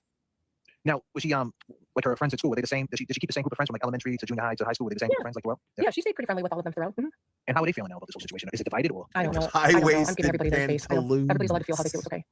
That's great. That's great. Yeah, definitely. So now, when she was young, there was no diagnosis with anything like that. Did you ever take her for like a Lynn Britton, thank you so much, member for 17 months. Have I told you lately how much I love your snark? Oh, you just did? Thank you. So we were trying to. So they're leading up, right? You know, so she's being a little bitch to the teacher. She's probably like, I'm just guessing. I'm just assuming. She's probably like 12, 13, 14. You know, she has to go to counselors for behavior issues. She has a mouth on her. She's getting older, right? But now they're talking about mental issues, maybe diagnoses and shit like that. They're trying to get over to the central defense that the family has for Mackenzie, and that's that Mackenzie has POTS. POTS, I forgot the acronym. I'm gonna throw it up on the screen. But POTS is basically a syndrome to where like the blood comes from your head, from your butt. I might jack it up. Blood basically pulls down on your feet, and then when you stand up, you kind of pass out and you get dizzy. You get dizzy and you pass out, right? They're claiming that Mackenzie had that condition, and she passed out behind the wheel behind the car because she had POTS. The blood was pooling, and she passed out, and that's that. The only thing about POTS Nobody is believes that. you have to be in the sitting position to standing position, right, for it to happen. You can't just be that, sitting and like, it's just a fucking so week. have Mackenzie have that happen. Nobody buys that. Nobody buys that. I'm just the saying that evidence because this is what dictates they're that that's trying just to ease a into. bullshit They're trying to excuse. ease into the POTS question because they're talking about, oh, was she depressed? How was she good with, you know, blah, blah, blah. And then they're trying to get to the real question that they want to ask. Let's keep going. For some anxiety meds. And then I was like, well, maybe it's ADHD, maybe ADD, ADHD, which is also not super common. Actually, let me back this up because y'all say I be yapping too much. So let me give you the full ADHD did it. What the fuck out Take of her for here, like bro. an evaluation or anything like that? Did you see anything like that? I haven't murdered anybody yet. No, that's okay. Like, well, she's always had like anxiety. Like, who doesn't have anxiety in today's world, though, right? So that's not like super uncommon. But so we were trying to get her some anxiety meds. And then I was like, well, maybe it's ADHD, maybe ADD, ADHD, which is also not super common with kids today because there's so many distractions, right? And the devices are constantly going off, notifications, and we live in a on-demand world. I hate this lady, bro. Like right at your fingertips, and it's constantly being distracted. I hate so, this lady. I was trying to get her maybe see it's that or something. So I never got to finish with that part, but so just like anxiety, you know. Anxiety. Did she see a doctor? Did she see a doctor for that? The anxiety. So yeah, she always talked to somebody with like tools on how to cope with anxiety and everything in process and stuff. So she did okay with that. What about the behavior? Like you said that she had this, like sometimes she had these behaviors. You know, it's kind of funny. She talks like she's at a job interview. You know, she had a little behavioral problems. You know, it's like she's at a job interview. What are you trying to do at a job interview? You're trying to convince them of something. She's trying her hardest to get ahead of these phone calls because she knows it's about to make her look way worse. And the crowd of people who are interested on this go round is probably double or triple. So she knows the shitstorm is coming, and she knows it's because of her. Let's keep going. Did she see like anybody for that, the behavior? No, she didn't. Like behavior was like. Oh, we're watching black this in fast. Let me guys. slow it down. What? Two Like, black no, guys like, in the got in trouble fifth with the grade. teachers or anything like that, like talking back and things like that. Was that part of the when she went to go see the doctor for the anxiety? Was that part of it? Was it all bunched in together? So she went to go to a All right, hold on a second.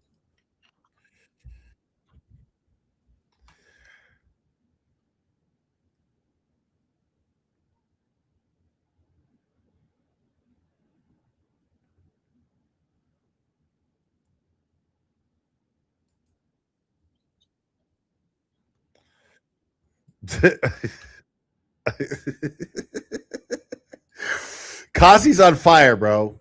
Kasi posted this. And you're right, but I mean, if we have anxiety and you know, we're gonna take, we're gonna be subscribed some pill, Subscribed. That's gonna just be start to be an everyday routine. We're taking medicine. I need my pill. I'm getting anxiety. I need my pill. And then, you go and see your doctor and you're like, listen, I'm still getting the anxiety and you put me on these pills. And then he's like, well, we're going to take one more, take another pill and a half, and let's see how that goes. And then, I don't think I'm ever going to personally, I don't think I'm ever going to reach 50,000 prescribers. I don't think I'm going to. Hand in hand. I mean, I understand that, you know,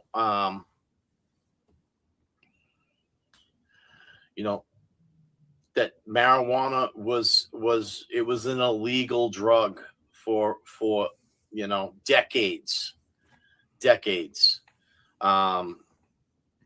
Alcohol was an illegal substance too, decades ago.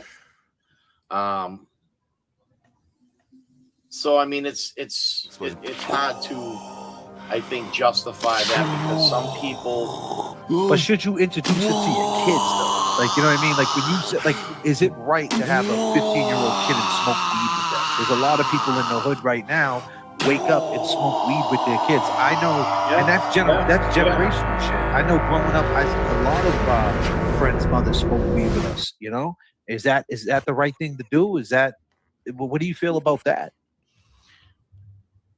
Yeah, No. Kev. No. No. Number one, it's just no. You're not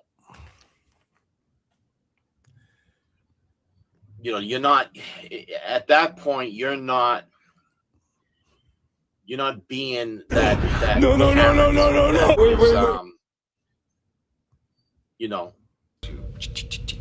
Showing a young child or let's say a teenager, a juvenile, that hey, this is right and this is wrong. I mean, you have to separate that. Whether What the or not, fuck are you talking about? I mean, you do it behind closed doors, but you can't mix the two. You start to become, your kid's best friend and not a parent, and that just opens the doors for the pushback and what is happening right now? It just opens up doors and opportunities for kids to take advantage of it. To be honest with you, that's why it was always a kind of a hidden thing. I think with parents that had smoked pot, when it was illegal. I mean, number one, it's been around for years. The same with really all drugs. I mean, Right. there was mushrooms involved in this case. They were found on the scene. There was mushrooms at Woodstock. Right. So I mean, are we gonna put a stop? There was mushrooms at Woodstock.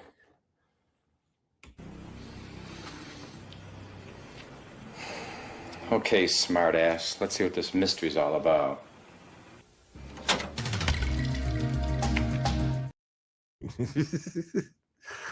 Unreal. That was incredibly deep. Thank you, Kev, for that. That was amazing. Thank you, Kasi, for sharing that as well.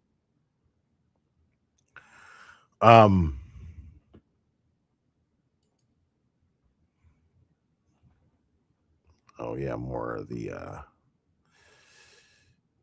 threatening of striking channels.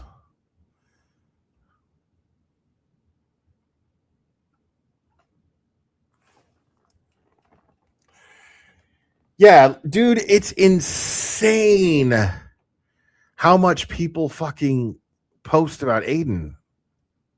And then they cry and moan when anybody posts anything about them. Stop it. You want people to post about you so that you can cry and moan. Stop it. We all know it.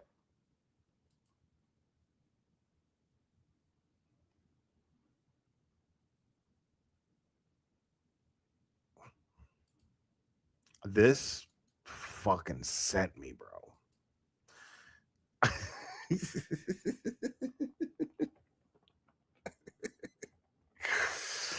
This shit fucked me up. Because like what I posted was that there's like a bizarre accuracy to it. Like artistically speaking, it really, really, really speaks the truth, doesn't it? Like it really, like I'm like, there it is. There you are. There you are. As soon as I saw it. It like, dude, like it's fucking, listen to me, dude. One day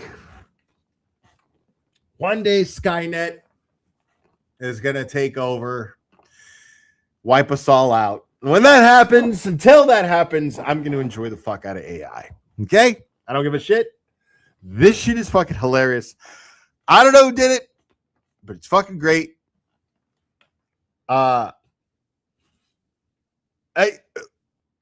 Crawford's posture is killing me.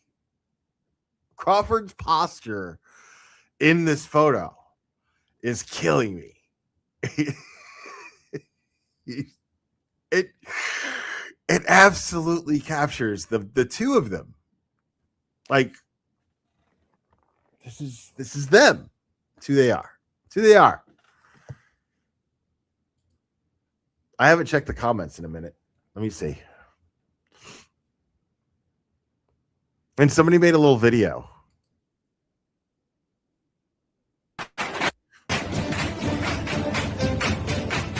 It's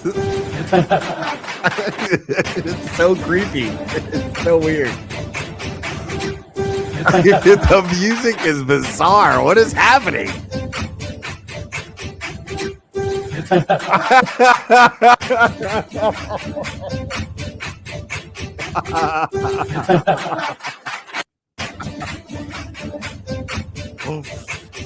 not done watching this. I am not done watching this. This is amazing.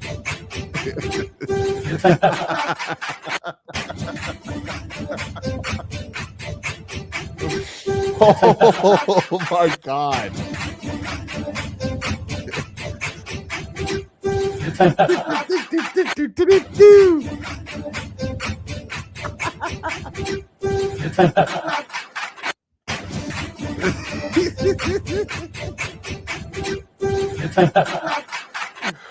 Holy shit, man. You all are fucking too much on the internet, dude. Y'all are too much. I can't with you fuckers. I fucking can't. Everyone commented on this. This is the meme. This is the meme I shared. Like, Jesus Christ. Like, I'm never gonna be able to unsee that. Look, and then there's people like these haters, dude. I love them. Harry Stamper is like, fuck you and Turtle Boy, two of the biggest pieces of shit on the internet. YouTube fucking. Hold on, what is this? Oh, I saw this. Yeah. I saw this too. This is funny. Hold on. Let me share this. Connor sent me this. I saw this too. I just don't know where to find it, but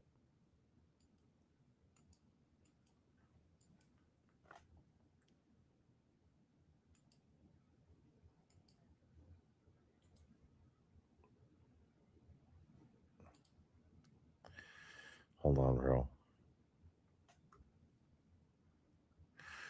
What do we need, bro?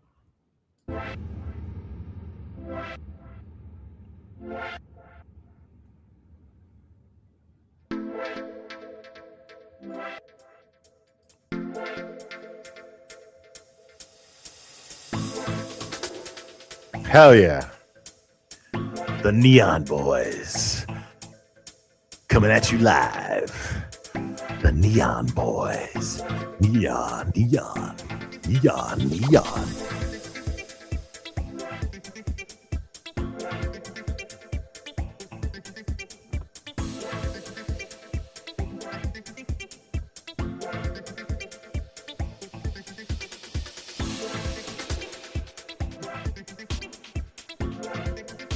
Fucking fantastic.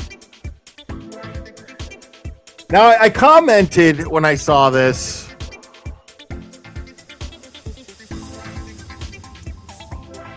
All right, shut up.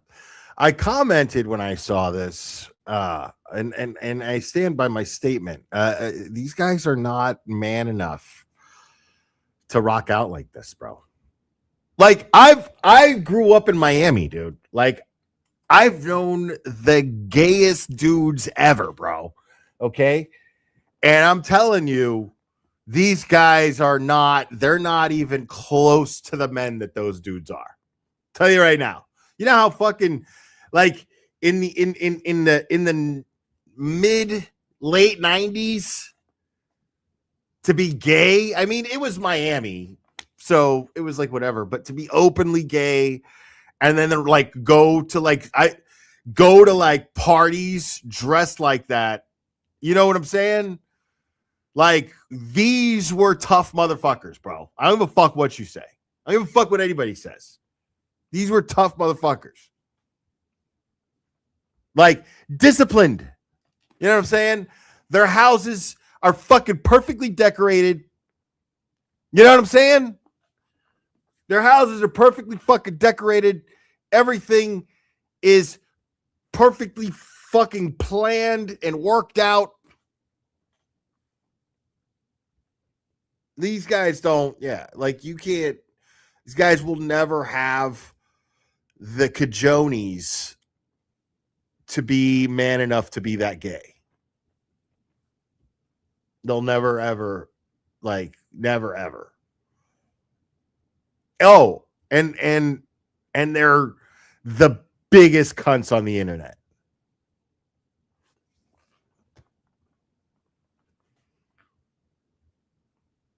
Oh, yeah. No, I'm very comfortable in my own skin. There's a picture of me in a wedding dress and a rubber glove on my head. Okay? Took that when I was about 22. Somebody offered me $50 to take that picture. And they never fucking paid me either. I'm pissed about that. But I don't care. I mean, I'll do whatever to make to get a laugh. I'll do anything to make my friends laugh. Oh, I don't know where that picture is. I have no idea, but it'll probably surface at some point. Yeah, it was my buddy's wife's or ex-wife's, because they divorced pretty quick. But my buddy's ex-wife's wedding dress. And I fit into that shit, goddammit.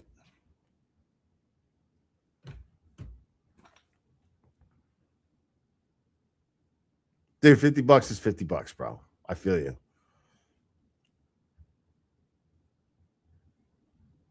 Yeah, I need at least a G to do that again. I need a cool G to be able to do that again.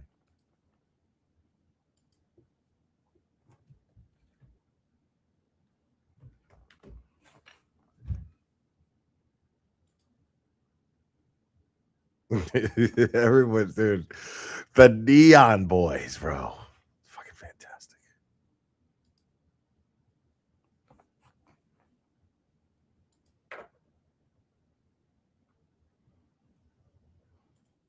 Whenever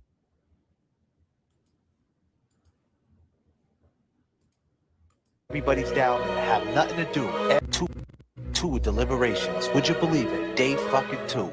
When everybody's down and have nothing to do, everybody watched that. They had nothing to do. They had nothing to do, so they're watching you play this video of a dude in a fucking in a jersey with a bee hat on, talking about check out the waterfall video, breaking it all down. And would you believe it? And they watch me. Who's this guy? Exactly. Who's this guy? And I broke it down and made it step by step on a timeline, a video, not a live stream. Something different than every one of you guys would do. I was like microdogs. Oh my God. One more time. Would you believe it? Would you believe it? When everybody's down and have nothing to do, everybody watched that. They had nothing to do. They had nothing to do. Yeah, so they're stop it. watching Y'all are you fucking play killing this me right video now. of a dude in a fucking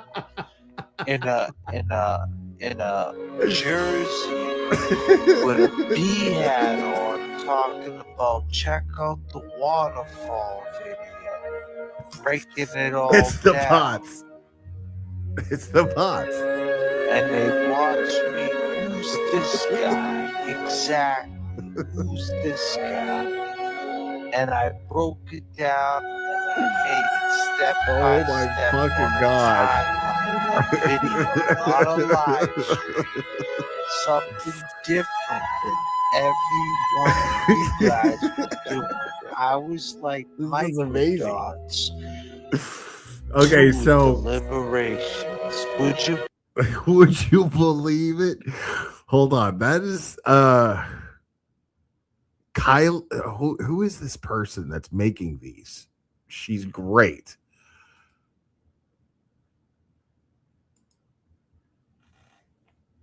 I want to see all of them.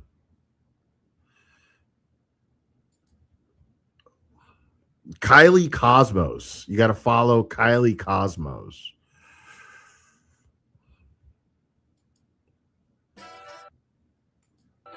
Oh, she plays a lot of copyrighted music. I'm gonna get dinged for sure.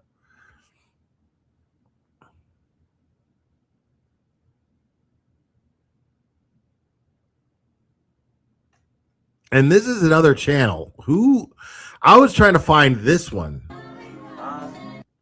I was trying to find this one because somebody reviewed the JFK thing. Sorry for your loss with Dom. I know you knew Dom. And Wait a minute, what?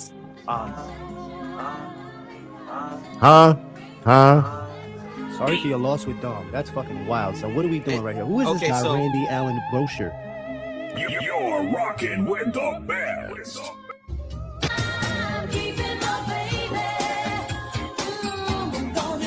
Wow.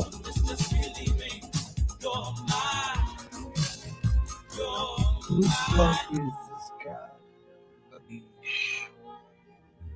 My guy, he goes by the name of Jay Brother, aka. Oh No, shit. but Okay. listen, First of all,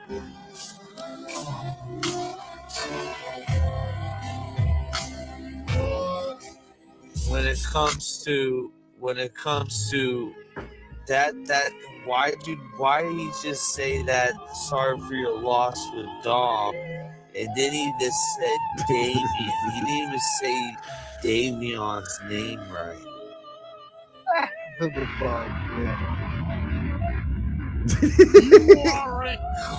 You are a clown. Casey Klaus. I don't know what the fuck is going on. What is this, bro? So sorry. Close one up, boss. They almost heard me saying we was gonna kill Jimmy. Shut up, Mimsy. What?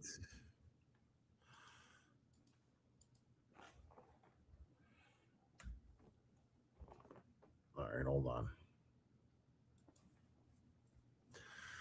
All right, thank you, Connor, for sending me that. All right, so YouTube Streets is the name of the channel. All right, so go give this video a like. Stop what you're doing right now. Go give this video a like. Dropping the link in the chat. If this is even happening, and we're really just trying to survive second to second, okay? But we had so many conversations before those phone calls where we're like, it's okay, we're gonna be okay, we're gonna get like wrongful conviction people, innocence and things. And Mackenzie, she's 17 years old, right? So the first person she thought of was Kim Kardashian because that's who helps people, that's who raises awareness, right? So by the time that phone call happened, where somebody had told me that it reached, I don't know, I think it was some publication in the overseas. You have to celebrate the wins. You have to celebrate the wins, otherwise you're gonna get lost in the dark. So when we got that news, I was like, oh my God, it's overseas. Maybe it'll get to her first. So we don't have to, because I wouldn't even know how to like reach anybody like that to help. So in that moment, I was a little bit thankful, shocked. I can't believe this is happening, that it might get to her before we even figure out how. That's all. It didn't mean disrespect to the families or anything. I would never be disrespectful to the families.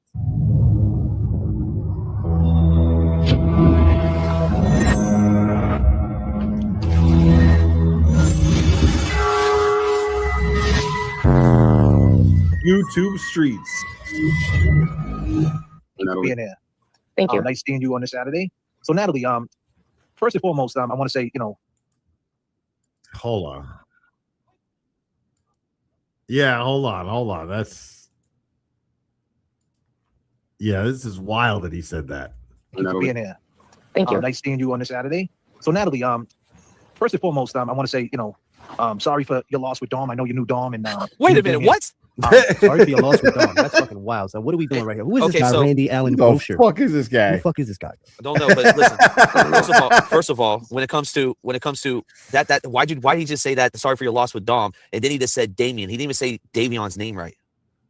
He was chasing clout, so I don't know what the fuck is going on. What He's chasing clout. Yes. Sorry for your loss and what you're going through. I know it's tough, and thank you for being here and taking your time. First and foremost. Yo, Christine's gonna have a fucking field day with this loser, bro. And I'm probably gonna cry a whole lot. So sorry in advance. I'm gonna try not to though.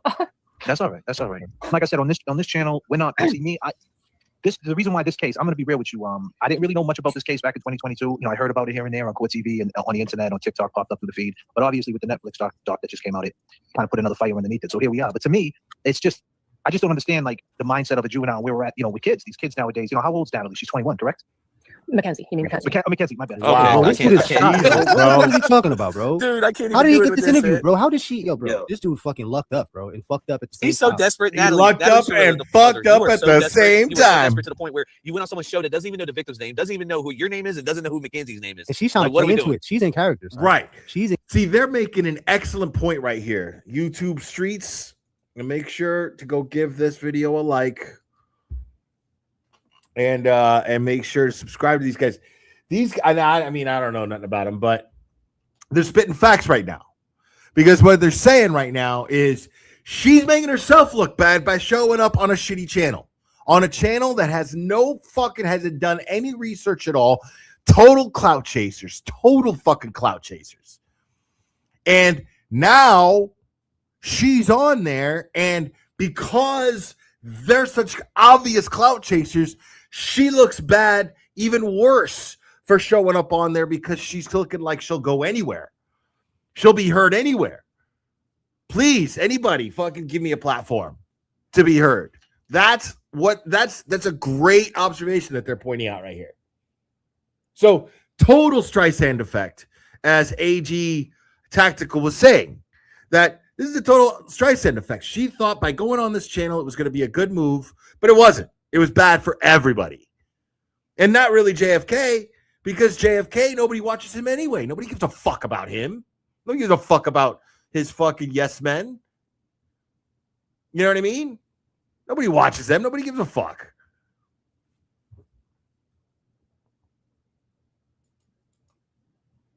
In character, and she's bro.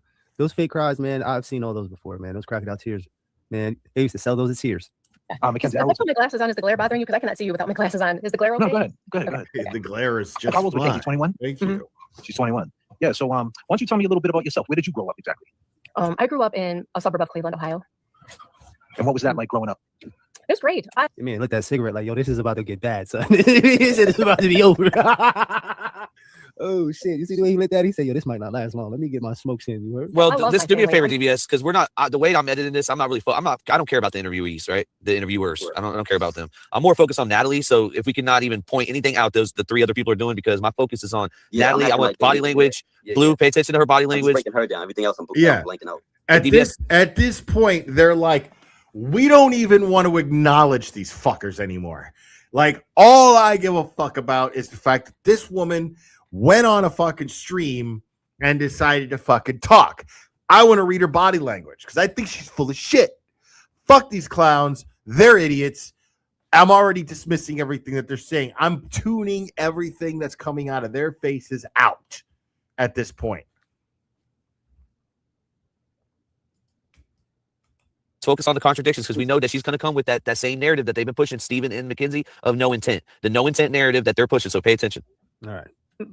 We have a big family and a lot of kids and great parents and pets and a neighborhood community that I'm old school. So we played out until midnight, and stayed out of the house all day and then came home and everything. So yeah, I had a great childhood.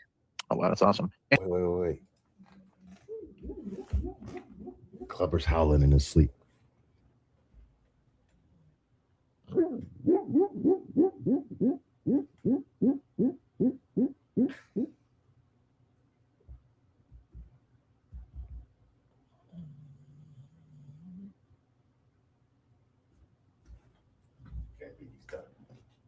I fucking love that shit.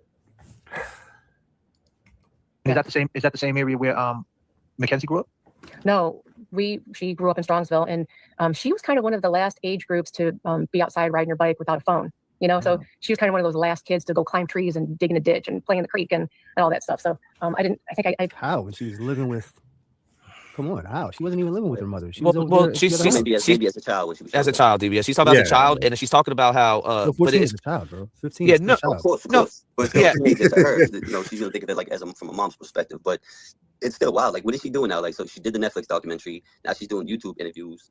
She's trying to get money. She's trying to get fame. She's trying to chase clout. She's trying to push a narrative. What's her end game? What's her angle? I don't think they have an end game, Ronnie. I think they're not really thinking longevity. I think they're thinking for the now, and they're fucking up because they're playing checkers, not chess. Well, it's crazy that she brought up the phone because now, you know, if we think about Mackenzie right before everything happened, she was using that phone for everything. That phone, she was selling her with the feet pics. She was selling vagina. She was, you know, she couldn't stay out of that fucking phone. So it's crazy that she brought it up. You know, in the beginning of the documentary, they had her looking a certain way, like real innocent and young and stuff. But once they got their hands on that phone and see what she was really up to. Well, in your case, we are definitely not Team Cancer, Ona. So kick Cancer's ass. We love you. The pictures of the mushrooms and the weed and everything else, smoking and driving and all that shit. You know what I mean? The phones nowadays is, you know, they're entrapment, bro. It's like, you know what I'm saying? They're gonna get you in trouble, bro. Yeah, don't tell me. I ended up getting her a phone when, you know, it's not entrapment. Kids, but... this whole cell phone thing was rough because we started getting rid of landlines. Did you guys ever go through that where people started getting rid of their landlines, right? Oh yeah, so, yeah. So if you have a child who's out riding their bike all over the neighborhood, and they're at a friend's house, they can't call because there's no landline, right? And especially if you have a little, well, not a little kid, but of age riding a bike around the neighborhood, especially a little girl, it's a scary thing if somebody approaches them and they have no means to ask for help or call and stuff. I mean, I give her like a whistle to blow and stuff, but the thing is when you go to a friend's house and they want to call me, they can't. So they have to use the mom's cell phone, which is kind of weird, right? For a child to ask somebody to use their cell phone to call me. So we end up having to get her phone just like right around the neighborhood. But she was one of those last kids where you always knew where all the kids were because there was a bunch of bikes in the yard. You know, that kind of stuff. Okay, So, stop. Was there a lot of crime? Was there a lot of crime in that area? No. I wouldn't hesitate for a second if a child came up to me and asked me to use my phone. I mean, the first thing I would ask is everything okay? You know what I mean? Maybe I can make the phone call. If it needs to be 911, then I can make the phone call and get the help needed and do it properly before a kid could. But I mean, my point being is no adult out there with a cell phone worth a shit is ever going to hesitate to let a kid use their phone if they need to contact their parent or whatever. If I got a kid playing out in the fucking street, riding bikes, doing whatever, and that kid's out there, and he said, it's starting to get dark. I got to let my mom know where I'm at. Is it okay if I use your phone? You're going to fucking, yeah, here you go. What's the number? Boom, boom, boom, boom, boom, boom, boom. There you go. Why would you not? This lady's crazy. Would you hesitate to let a child use your phone, lady? People are getting rid of their landlines. Everybody got rid of their fucking landlines. What are you talking about? Oh, none. Not at all. Very Very safe. Yeah, Very safe. Very it safe. still is.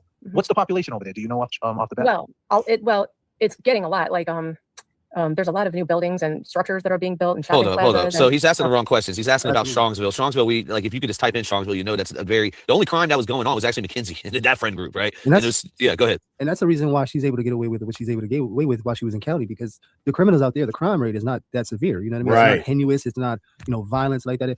It's mostly drugs, right? In those parts of America, it's usually middle America kids that, have been hooked on drugs, man. And they're just Party. trying to party hooked on drugs, bro. Like, that's so she's not going to be around a whole bunch of like crazy inmates with a whole bunch of violence. Like if she did this shit in Chicago, bro, she'd have been gone a long time ago. Real criminals, gangsters and shit, right? Yeah. I didn't mean to cut you off, Plug. My fault. I just No, you're good.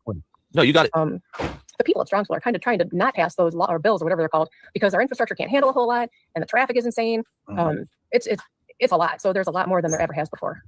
Okay. Yeah, but it's still, it's still pretty safe. There's just a lot of kids. There's a lot of families, but it's definitely way more. Now, what do you do for a living, if you don't mind me asking? No, that's okay though. Okay. You don't have to answer that if you don't want to. Yeah. This guy's crazy. Wait a minute, so hold up. You Because that could have been a Jesse situation. Ohio again. What's the name of it? Bro, were you body language right It there. was like a West Suburb, like fair. She got squirmy and wormy on that one. Yeah. Yo, that was my exact words, bro. I was just gonna say the same shit, bro. Thank you, the other She Mary don't want to B. lose her job like Steven did. And that's another thing that came to my mind right away. I can't believe Randall didn't try to gaslight and say he was trying to incriminate her to help prosecutors like he did with Turtle Boy and the dumb recording. Right? Yeah, thank you.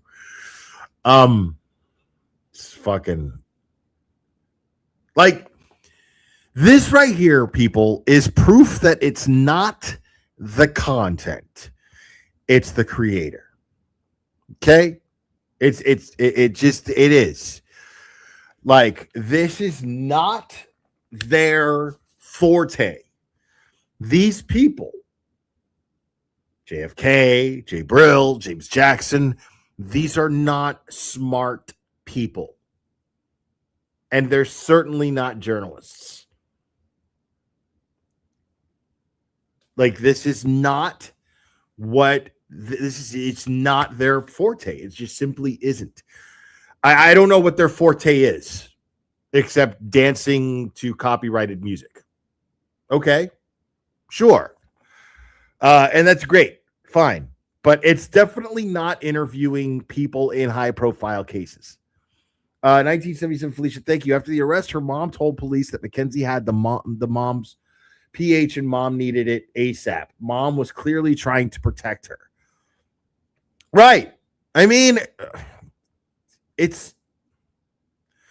and that's the thing. It's like the big question here, and this turned from petty stream to like discussing this case. But like, I think that's the issue here is people don't like this lady. I don't think anybody's holding it against her that she's protecting her daughter. I don't think anybody's holding that against her. But the problem is that she's already caught. There's all this evidence against her. And it's like, shouldn't you be teaching your daughter more of a, hey, these families deserve closure. Take accountability here. And the sooner that you do that, the sooner you're going to get out of jail.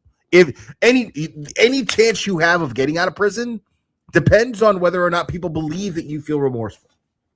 A parole board. So you might as well fucking get used to it. And this is not what she's doing. She's helping her daughter not take any accountability at all. And this is why nobody likes her. This is why the world's against her. This is why everybody's mad at her. Because she's actually not protecting her daughter. That's the irony of all this. Protecting her daughter would mean saying, hey, this is what it means to be an adult. You fucked up. You had a tantrum. You drove a car into a fucking building, and you're paying for that tantrum now. That's it. That's life. It sucks. This is where your life is right now. Spend this time in prison bettering yourself, learning from this as much as you possibly can, and then figuring out a way to give back. And then, and only then, will you ever have a chance of getting out after 15 years. That's it. It's not that hard. That's why people dislike this lady, because she's just helping her make excuses. And what this does is it's disrespectful to the memory of the other two, to her victims.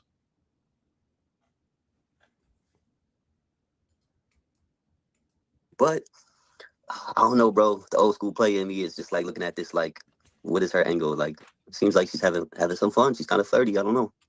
Good point. Good observation. Let's go. You know, she is, bro. She's totally. I pointed this out. She's got the turkey neck going on right now. Yeah. Is that an Adam's apple? Wait a minute. No. These guys are fucking savage, bro. She's thirsty as fuck. I pointed this out when I was watching it on Turtle Boys on Aiden's. So how far is the city? It's Cleveland is the city, right? From where she grew. How far is that from where Mackenzie grew up? Everything where we live, everything is 20, 30 minutes away. Oh, okay. So she got access to the city. You mean the Cleveland, like downtown? Cleveland, yeah, like to the main part of Cleveland, right? Yeah, everything is 20, 30 minutes away. Yeah. Oh, okay. Yeah. Does she hang out over that way? Does she go into Cleveland, into the city at all? I mean, to take pictures. What? I don't understand his questions. Like, where are you going with this, dude? He sounds like a newly found detective that's going through the textbook shit. Just like we're trying to build a case here. He's interviewing her like she's a prison YouTuber.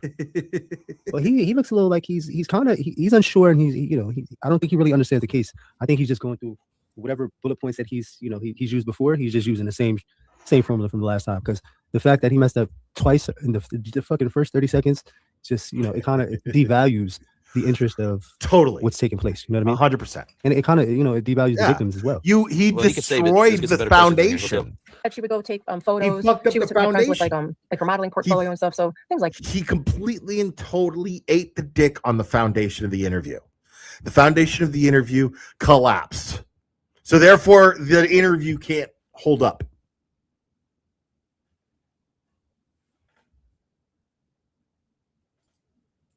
that. There's a lake, we're right by Lake Erie, so we go see like Rocky River Lake and Edgewater Beach and stuff. It's really pretty. Nice. So let's travel on a little bit. So how was she and going to school? Was she into sports like when she was younger, say like elementary school? Did you guys have her in sports, or like what type of kid was she, if you don't mind? No, that's okay. So we tried a couple things. We tried volleyball. That wasn't her thing. We did ballet and tap and stuff, and she kind of liked that, but she wanted to do that more with like friends and stuff. She really likes karate, right? Oh, nice. Yeah, she loved karate and that whole thing. So yes, that was her favorite thing. And she had no problem with school. Did she get into fights or anything like that? How was she? Did she work and play with others? Good. So she had that threw her for a fucking loop just now, bro. Yeah. She's stuttering, bro. She was like, work and play well with others. What the fuck are you talking about right now? Mackenzie got a lot of referrals. Mackenzie was horrible in school. Yeah, she was pretty much bullying, as far as what they, came across in the documentary. They had several students reach out and other kids, teenagers saying that they, she would harass and bully them. Mackenzie is an asshole, dude.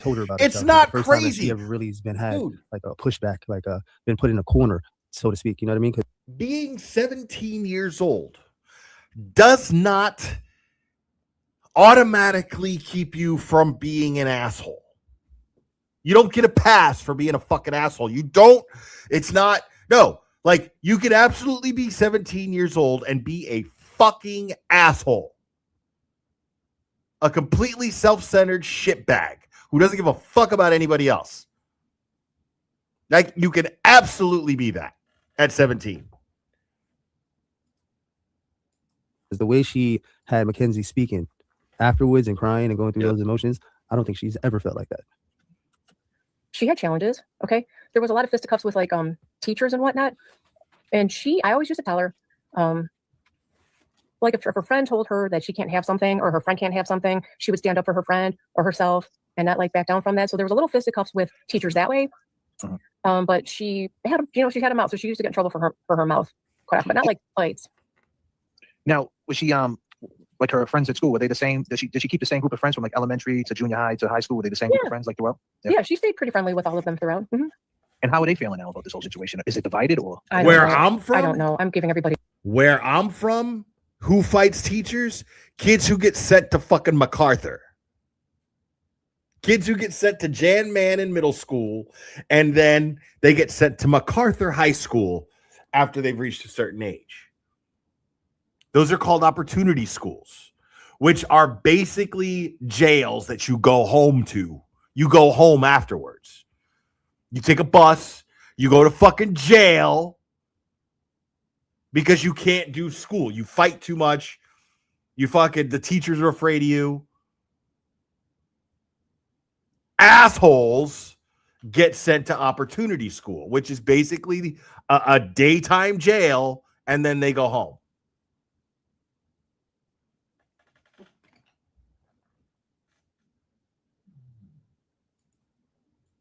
Their space. Everybody's allowed to feel how they feel. It's okay. She knows. That's great. That's great. Yeah, definitely. So now, when she was young, there was no diagnosis with anything like that. Did you ever take her for like an evaluation or anything like that? Did you see anything like that might have been off with her? And I mean that with all due respect. No, that's okay. She's always had like anxiety. Like, who doesn't have anxiety in today's world, though, right? So that's not like super uncommon. But so we were trying to get her some anxiety meds, and then I was like, well, maybe it's 88, maybe 80. POTS.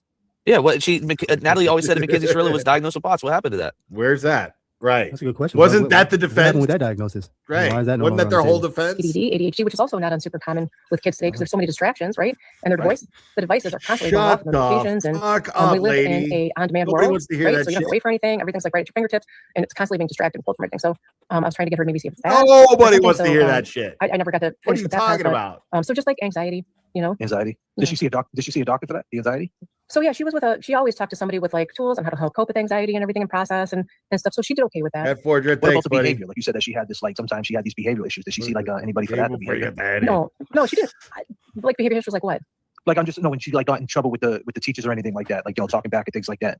Was that part of when she went to go see the doctor for the anxiety? Was that part of it? Was it all bunched in together? So she went to go to a counselor for that, who would try to tools and stuff like that. Like it's not that she was wrong in how she was feeling, because remember, everybody is allowed to feel how they feel. It was how she coped with it and dealt with the situation. Remember, she's like 15, 16, right, teenager at the time. So we were trying to hone in your skills on how to deal with those kinds of situations. Now, was she in regular classes at school? Because I know where I'm from, like if you mess up, they have like alternative schools, and things like that. Was she stayed in the regular? Everything that she is describing is someone who I would think would be likely to purposely crash their car into a building out of sheer just fuck you. You want to see me do it? I'll fucking do it.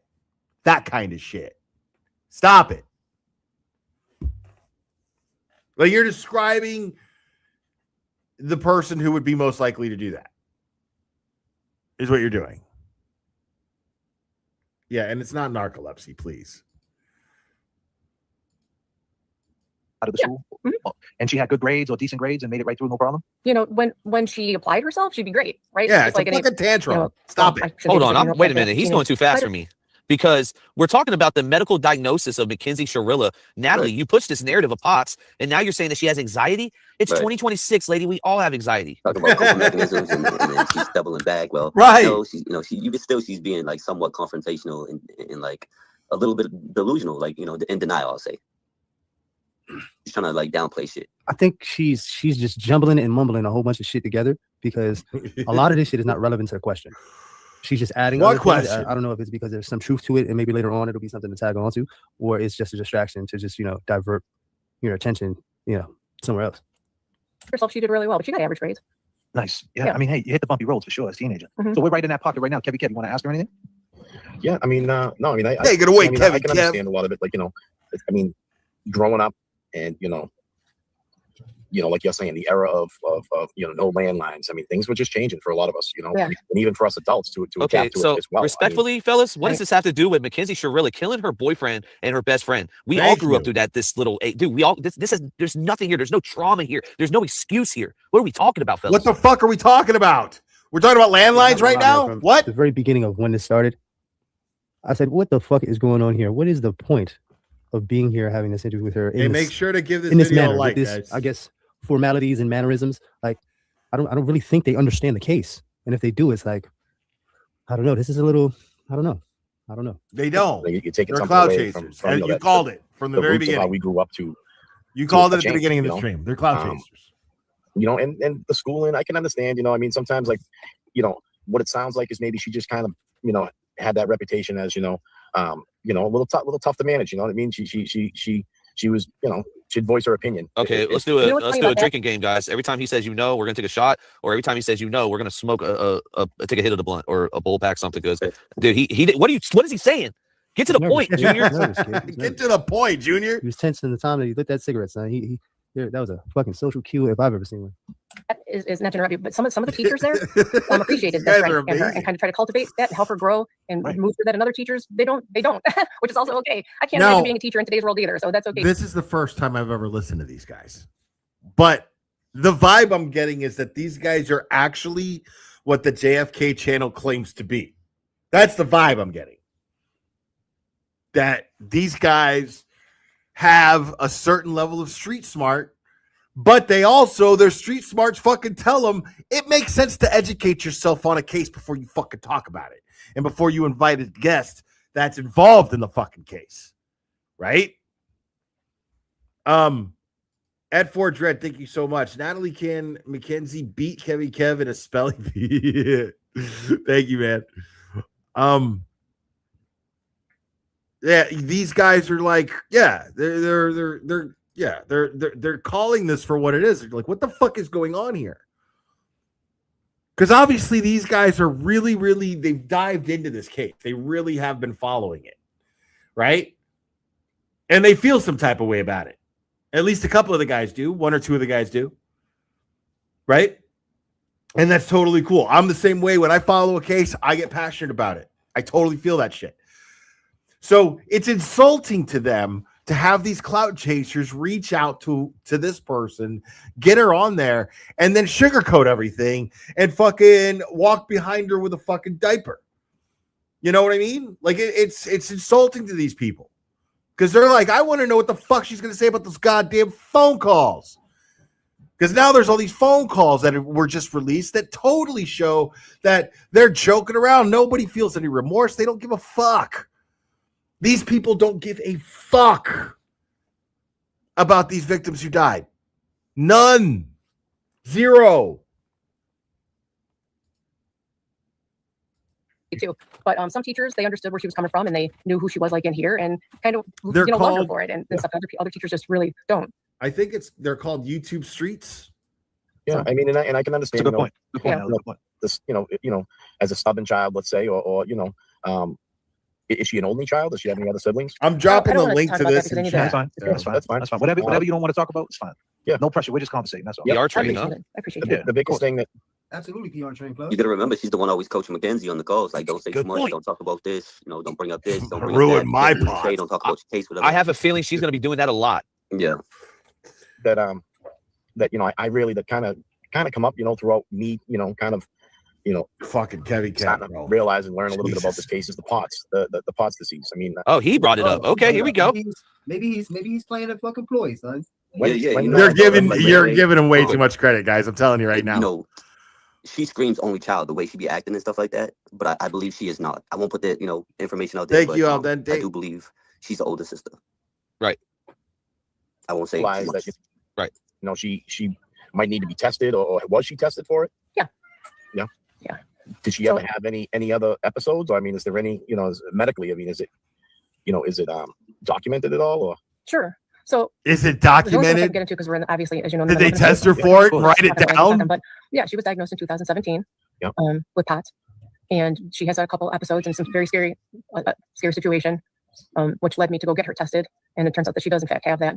No, that must have raised her anxiety. I mean, I can only imagine. Like if you're Right. passed out and like you don't know what's wrong with you, yeah, Right.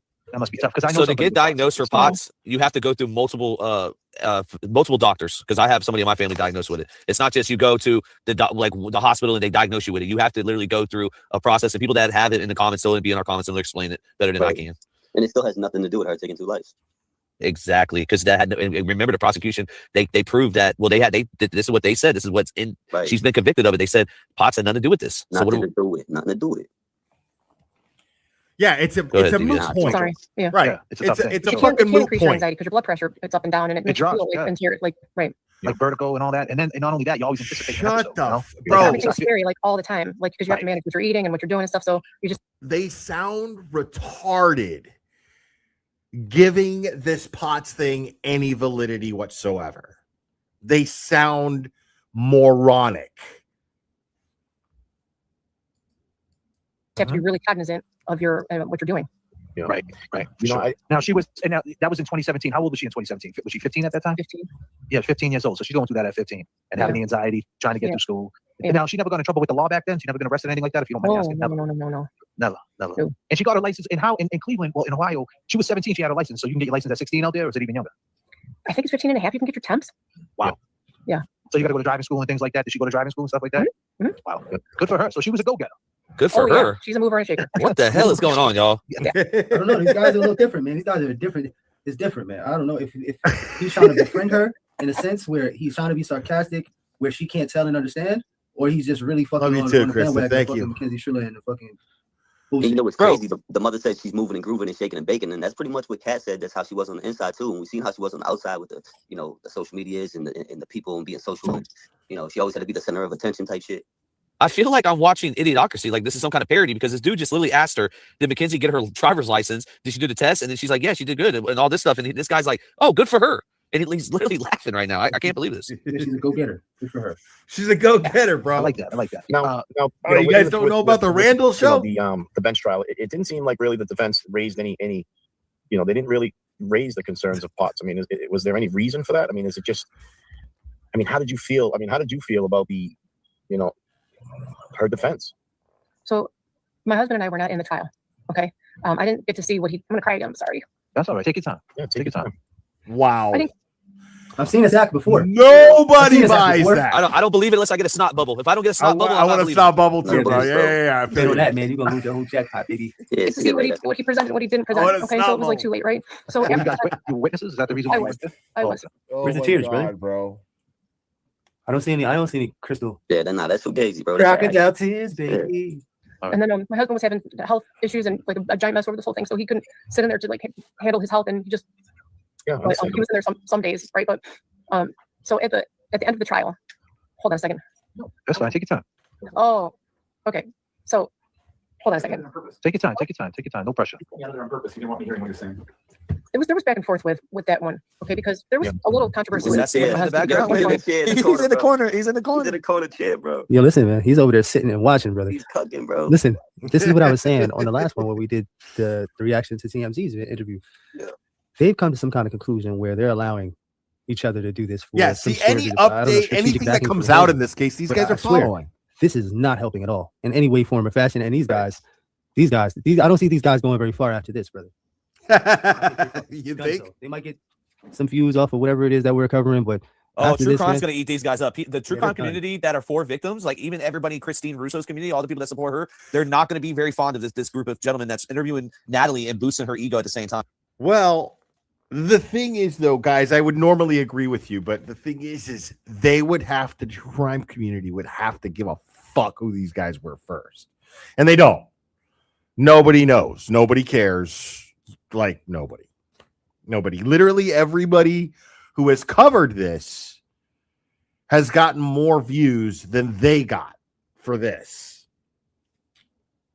Everyone who's covered their interview has gotten more views than their interview.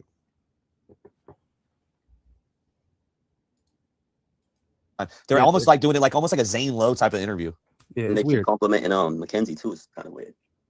Yeah, it's getting weird. Told me that he might be a witness, and on the other side, he might not. Like he was kind of back and forth with Steve being a witness or not. Okay, so and he also has anxiety and couldn't handle a lot of the stuff, and we have severe PTSD. So there was some weird stuff with going on with keeping him in or out of the courtroom. It was weird. Okay, so I didn't find out until after the trial that Jim, her lawyer, didn't turn in her medical diagnosis. I don't know why. So let me back up a little bit, right? Let me just back up because They're saving Christmas. Yeah, there's no fucking relevance. They debunked, bro. They got nothing to do with nothing. 1977 Felicia. I love that Randall was introduced to a new audience with this interview, and they're all seeing what we've been seeing. Right. A step before that. So it took she gets one arrested. She hangs stream out with the family, right? Did she ever tell the family that this could have been a medical? That is a fantastic point. It took one stream. This was their shot. This was their shot to be introduced to a whole new audience. And this is how they fucking pulled it off. Like, this is the impression that they left to this whole potentially new audience. This is the impression that they left. That everyone fucking is going to look at them as a joke. They're like, I can't believe I'm watching this guy fucking listen to this woman fucking lie and talk about how Mackenzie was an up-and-comer. Episode prior to her getting arrested, did she ever like mention that to them? Were they aware of that, or was I that don't know what something the conversations were with them. I don't know.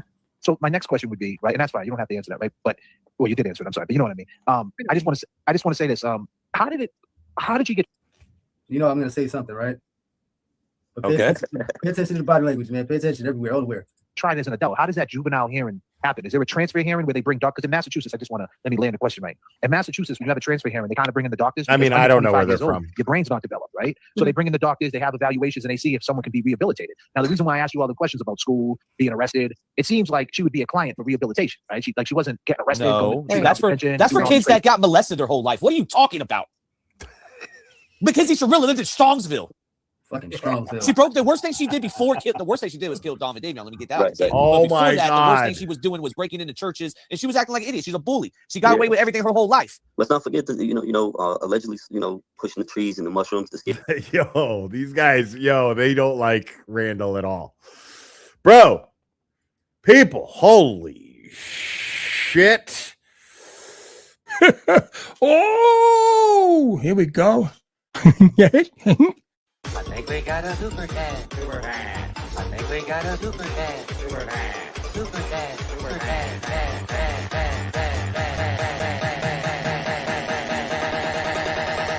I think We got a super chat.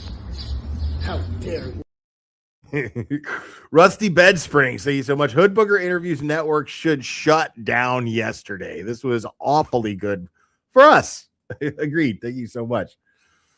Yo, come on now.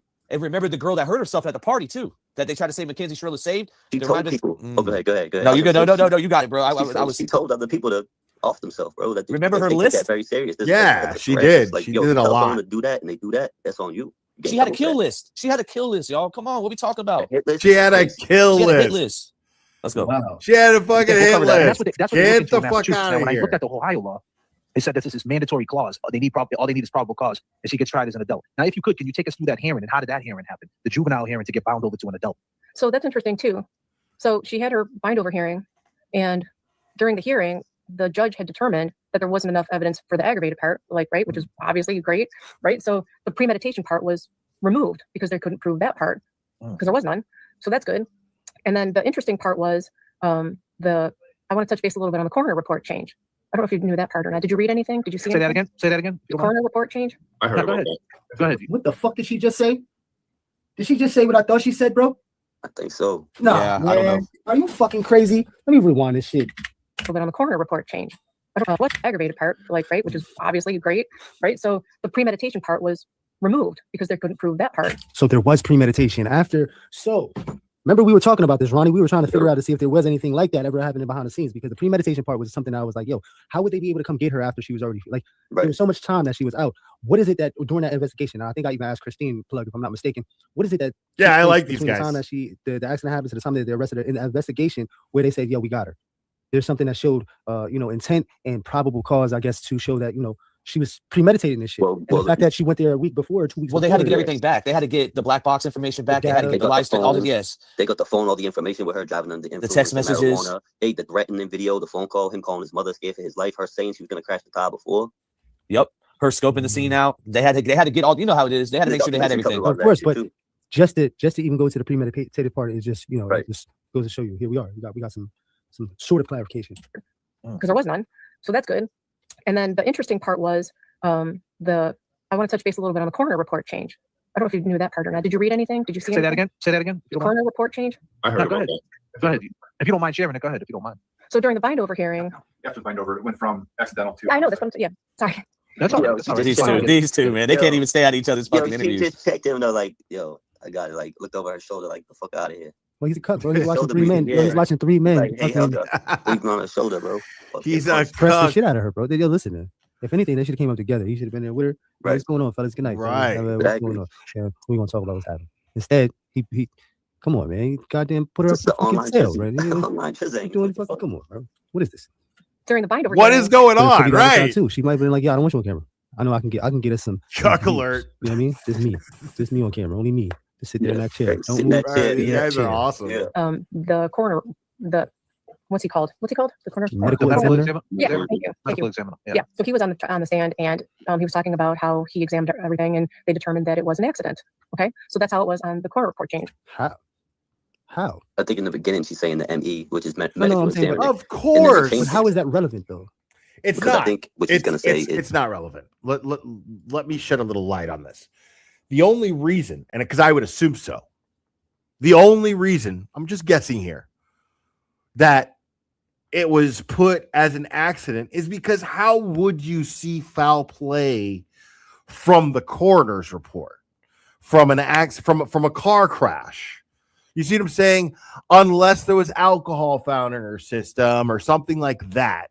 So eventually, I mean, at first it's going to come off and be ruled as an accident. It doesn't mean that more evidence would come later that would prove that she deliberately fucking crashed her car into the wall.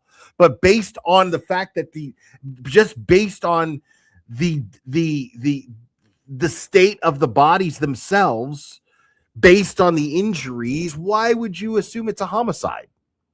You wouldn't assume it's a homicide. You're going to say accident. Of course you are.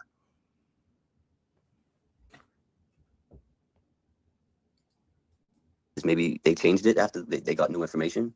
Right. And then Yes, the exactly. prosecution was asked him, was like, well, you don't You didn't like look at anything, right? Yeah. You're just using your Once foot, more you didn't see any evidence information or anything, and he was became like, "No, I saw available." everything," and we determined it was an accident. Okay. So then after it got bound over to the adult court, Can I because just stop you? Can I just stop right there? But what, like, when you were going through that hearing, did anybody explain, like, did a lawyer, like, what lawyer did she have at juvenile court? What lawyer Right, did she have? Was it a right. public defender? No, so that's where I was going. So his name is Jim, and he wasn't a public defender. He had said that when you're in the juvenile facility, the what's it called? The burden of proof is so low. It's so low that and then he was like, "Do you understand what murder is? Like that means that's not this. Like, do you understand that means intent? Like but like forget There that." it is. So he was so Intent. on There board it with is. kidnapping. The intent, yeah. And that's just there's no intent, right? And Right. so he's like, the burden of proof is so low that they bind over everybody. Yeah, because all they need is they could just try to make like the intent, like that she drove, like she sped up, and whatever happened after that. If it's That's murder, what then that's it was. happened. If it's they got Because hurt, we were that's gonna- what it was. right. It's pretty wild. Yeah, How because they we were do it going out to appeal. I didn't know that you could appeal that decision, right? And that's why I was like, "Should we appeal?" And he goes, "Do you understand? Like we could, but the burden of proof is so low." So you could have. Yeah, no, listen. I couldn't tell you. I don't want to come off like I know more about this case than I do. I watched the documentary on Netflix. That's all I did. I have not looked into any court documents, anything of that nature. I have not followed this case closely, so I'm not going to pretend to be an expert. But I did watch in that documentary that car speed up, and I watched that prosecutor present a very cut and dry case in that documentary. But I mean, yeah, that is not, dude. It's just that simple. There's very good reason to convict this girl. Very good reason.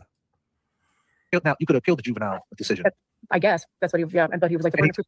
He kind of talked us out of it. It talked you out of it. Now, but they didn't have no doctors on there that interviewed her, that stepped up on her behalf in a juvenile. Because at the end of the day, you would think that they would bring some people in there, therapists, because she did hit a wall. And R.I.P. Dom and R.I.P. Damien. But she was in the car. Oh my and gosh! if you don't know Stop anything, saying I his name don't know this for a wrong. fact, you would think It's that she was Davion. suicidal, R.I.P. to right? Davion, So R.I.P. why to would they bring Dom. a therapist in to kind of get down to why? That's a great she did question. Right? We So had they don't do that. Wow. No, we Wasn't had there? one. Okay, and what He happened? never called her. Who at the transfer hearing, the bind over hearing? He never called her. Mm-mm. Why? And why is that? Did he ever give you an answer to that? I don't know. And what was her her take, so to speak? She had so much evidence, so much statistical research showing that this is not suicide and this is not what it looks like when people commit. You know what it does for me, Ronnie, and it's always going to be what you mentioned in the very, very beginning of when we first started covering Mackenzie. That seatbelt gives me intent that you wanted to survive, and you only worried about yourself. Well, the mom just said suicide right there. She just said that there was no intent of suicide. So what was the intent then, Natalie? And let's not forget the saying that she crashed dead side of the car. It wasn't head on, dead on her side. Yeah, this wasn't That's any another part of. big piece. That's the major piece. Passenger side, yeah. She survived because she didn't hit her side. She clipped the passenger side, of which And she gave herself a fighting chance with that seatbelt. Of course, absolutely. Suicide, especially a girl her age, like what's the slogan? Buckle up, it saves lives. Listen what she's saying. She's basically admitting that Mackenzie wasn't trying to die that night either. Go ahead.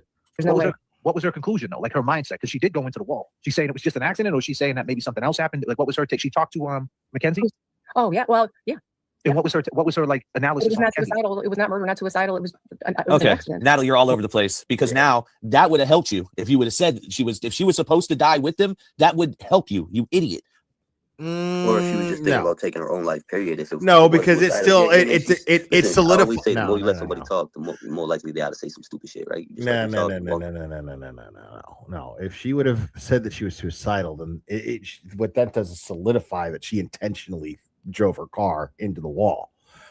So no, that wouldn't have been helpful. Himself over that bridge, and this is what she's doing. Well, the crime, but what did she say? If you could, what did she say about Mackenzie? Like her mindset or how she was as a teenager? Like what did because everybody on the internet, I don't believe what the internet says, but everybody says the most wildest things, right? And me personally, I don't feel comfortable piling on a young girl. I just don't feel comfortable doing that. But I'm trying to understand what the therapist she must have had to take analysis on her, like what type She didn't say what she thought. She just said. I mean, all of the evidence says she did it on purpose. But a therapist said that. A therapist said what it wasn't. Like she wouldn't say what. Like so, my point is, was that her job to see if it was an act? You know why she did this live, right? Yeah. Because Christine was on the live. Yeah, and they're obviously on some like pro Mackenzie shit. Like they're at war. They're at war. They're trying to free their daughter, and Christine wants to make sure that Don's voice gets heard for the rest of it. While she's living. So I'm here backing up her. Shout out to Big Sister on Hinge. Go ahead. And I just want to re-clarify and maybe even give some sense of hope. Either way, man, that 15 to life that she has, she's gonna do at least 30 off of that.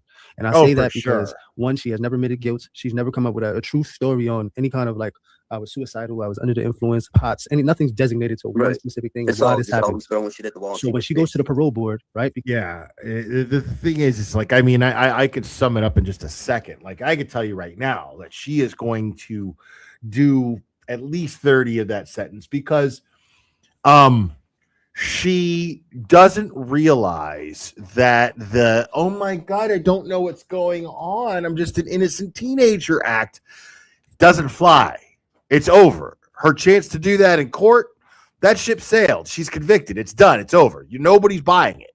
You are now a convicted adult of murder. That's it. That's it. There's no innocent. Let me see how I can make up for this. Let me spend the rest of my let me apply my immediate existence towards making things right as best as I possibly can within the circumstances that have been created for me here. That's all she could do. And that's why she's not going to get paroled the first time when she's up for parole, because she's going to try that. But no. Yeah, you're a mean girl, and we all know you're a mean girl, and it's because you're entitled. And there's a whole subculture of people that are really sick of entitlement in these newer generations. And those people are going to be on the parole board. Because there's never been any true accountability. Right. They're going to keep on hitting her. But if she decides to play the game and say, yo, listen, I'm going to say the truth and I'm going to come up with a story, and they're going to listen to whatever fucking bullshit she makes up, and they're going to keep on smacking her. The first, they're going to smack her for the bullshit story, right? Because they're going to be like, you didn't hold any accountability and you never said this before. Right.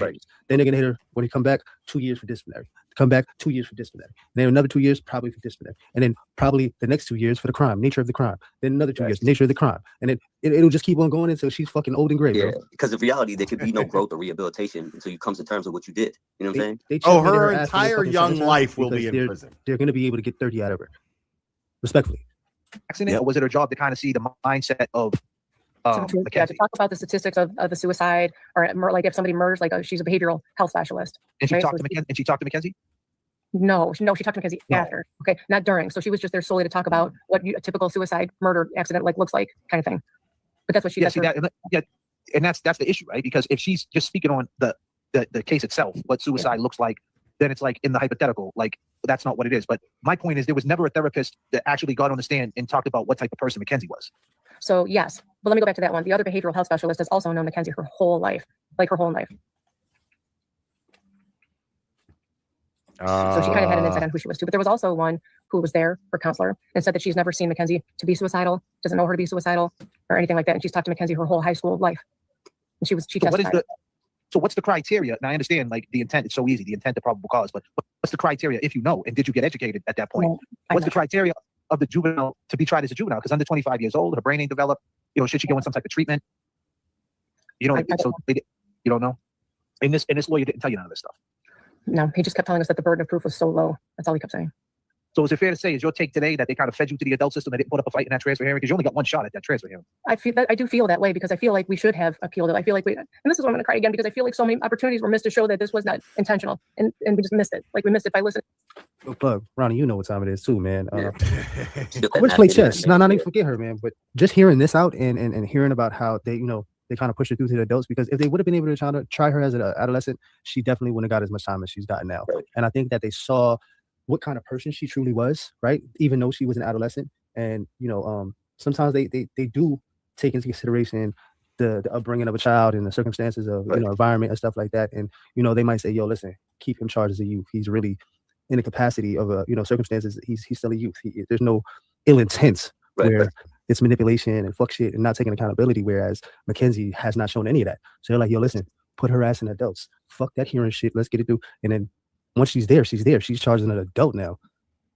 Yeah, she's gonna feel all of it. And she came up here real theatrical, right? She ain't crying, but she got the tissue in hand, like feeding the sob story and stuff like that. See you later. Miss me with the bullshit. Yo, can we take a 2-minute break? I gotta grab something real quick. Yeah. expressed like the change up from going to being a bunch of being around, and then and I love them, and I'm still staying in contact with them. so you're saying the juvenile facility was good versus the state prison? Well, there's three. There's the juvenile facility, county, and the prison. What kind of fucking stupid questions are these? In the juvenile facility, what was her mind state like in that juvenile facility? What? That the truth will set her free. Okay, and then What then the she fuck? goes into the county. She goes to adult jail. What was that?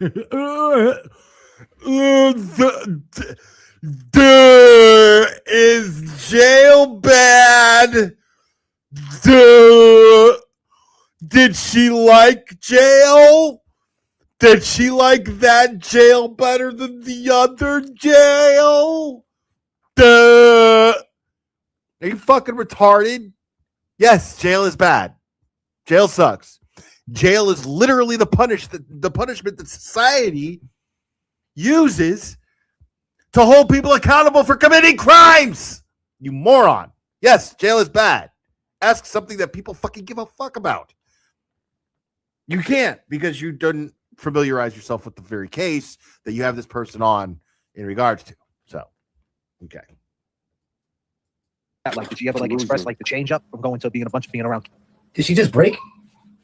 No, he has the about Mackenzie's mindset in DYS. That's what we call juvenile out here in Mass. And she said the truth shall set her free or some shit. And I'm just like, what?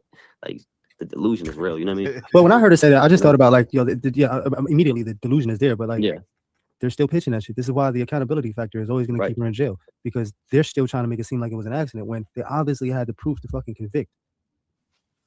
Take your L, Natalie. I'm gonna rewind it just a little bit, man, so we can hear that shit again. Okay, and then then she go.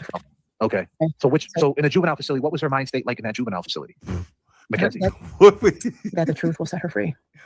Okay, and then really. That is literally the most cliche thing you can. How she can even utter this, right? Yeah. How are we still living in delusion? Right. It's like they're looking at it like, oh, well, I mean, it's delusional because the evidence obviously dictates that fucking the truth is that she fucking crashed the car into the fucking wall on purpose. That's what the truth is. The evidence dictates that this is the truth. So here she is, and she says the most cliche fucking shit in the world, which comes off completely disingenuous. Completely ingenuine. It comes off as she says, the truth will set her free. That's her mindset. Like she's sitting in a fucking jail cell like Nelson fucking Mandela as a goddamn martyr and thinking, oh God, I know that the truth will set me free. I just have to have faith in the truth. No, bro. You're in jail because the truth fucking puts you there. That's why you're in jail, because the truth puts you in fucking jail, lady. Idiot.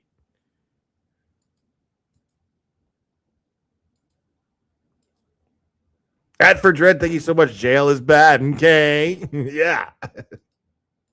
Illusion like this. And this is as of how many hours ago they did this? When? Today? This is a live for today, correct? Yeah, this just happened on a channel called JFK. This is crazy. Then she goes into the county. She goes to adult jail. What was that like? Did she ever like express like the change up from going to being a bunch of being around kids to adults? Did she It ever? was scary. That was a very scary situation for her and me, because you're in there with scary people, right? And some not, some are, and that was just a scary situation. You mean all the way like around. people A lot of who might unknowns, fucking trying to get drive on a water, they have no car idea what the staff into is a like. You wall hear all these horror stories and you see to these make a movies about point? what people have to endure when they're in that situation. She's like an 18-year-old tiny little girl who got into a car accident, and we're just holding on for like dear life for that situation. It was very, very scary. And then she gets sentenced, right? And she ends up in a state prison. What if you could hold on describe real what that? quick. If you don't recollect or remember anything, how do you know she was holding on for dear life? If she got Good point, Blue. Whoa. If she got no memory of what happened, when did she tell you she was holding on for dear life? Bang, bang, boom. It's like over there right now, and the treatment over there. Because some people are saying it's a cakewalk, and some people are saying it's tough. Through your lens, what's it like in there? I don't know. I know that there's no good days for anybody in there. It's very hard, and you always have to, walk around with eyes in the back of your head and everything. But I don't know why they call it a cup. What do they call it? A cupcake camp? No, a cakewalk. Yeah, they call it a cakewalk. Yeah. Because they do there are programs that you can do, and it does sound nice that you have access to all those things, right? Didn't we just call it a cakewalk on the live last night? We did. That's why I said what I said, man. She's watching the interview with Randall loves. She's up here trying to fucking combat. Randall loves to talk about jail like he's an expert on it because he's been there so many fucking times. Because he's, he likes to have this criminal image But he doesn't come off that way at all. How he comes off is like he's subscribed to Prison Weekly magazine or something. Like he's like it's just an interest that he has, you know. Like, oh shit, the new issue got here. Prison Weekly. Oh my God. Toilet wine. I always wanted to learn how to make toilet wine. I think I'll learn how to make toilet wine this week. Sitting there reading it on the shitter. Like, that's how he comes off to me. He doesn't come off like he actually has been there. You know, and I'm not saying he hasn't. I'm saying he comes off like a guy who just, like, doesn't even read books on it, just magazines. You know? Flips through them. Oh, shit. Look at this right here. Holy shit. I wonder if the orange... Does the orange have a worse effect if the prisoners wear orange over blue? I wonder if that's a thing.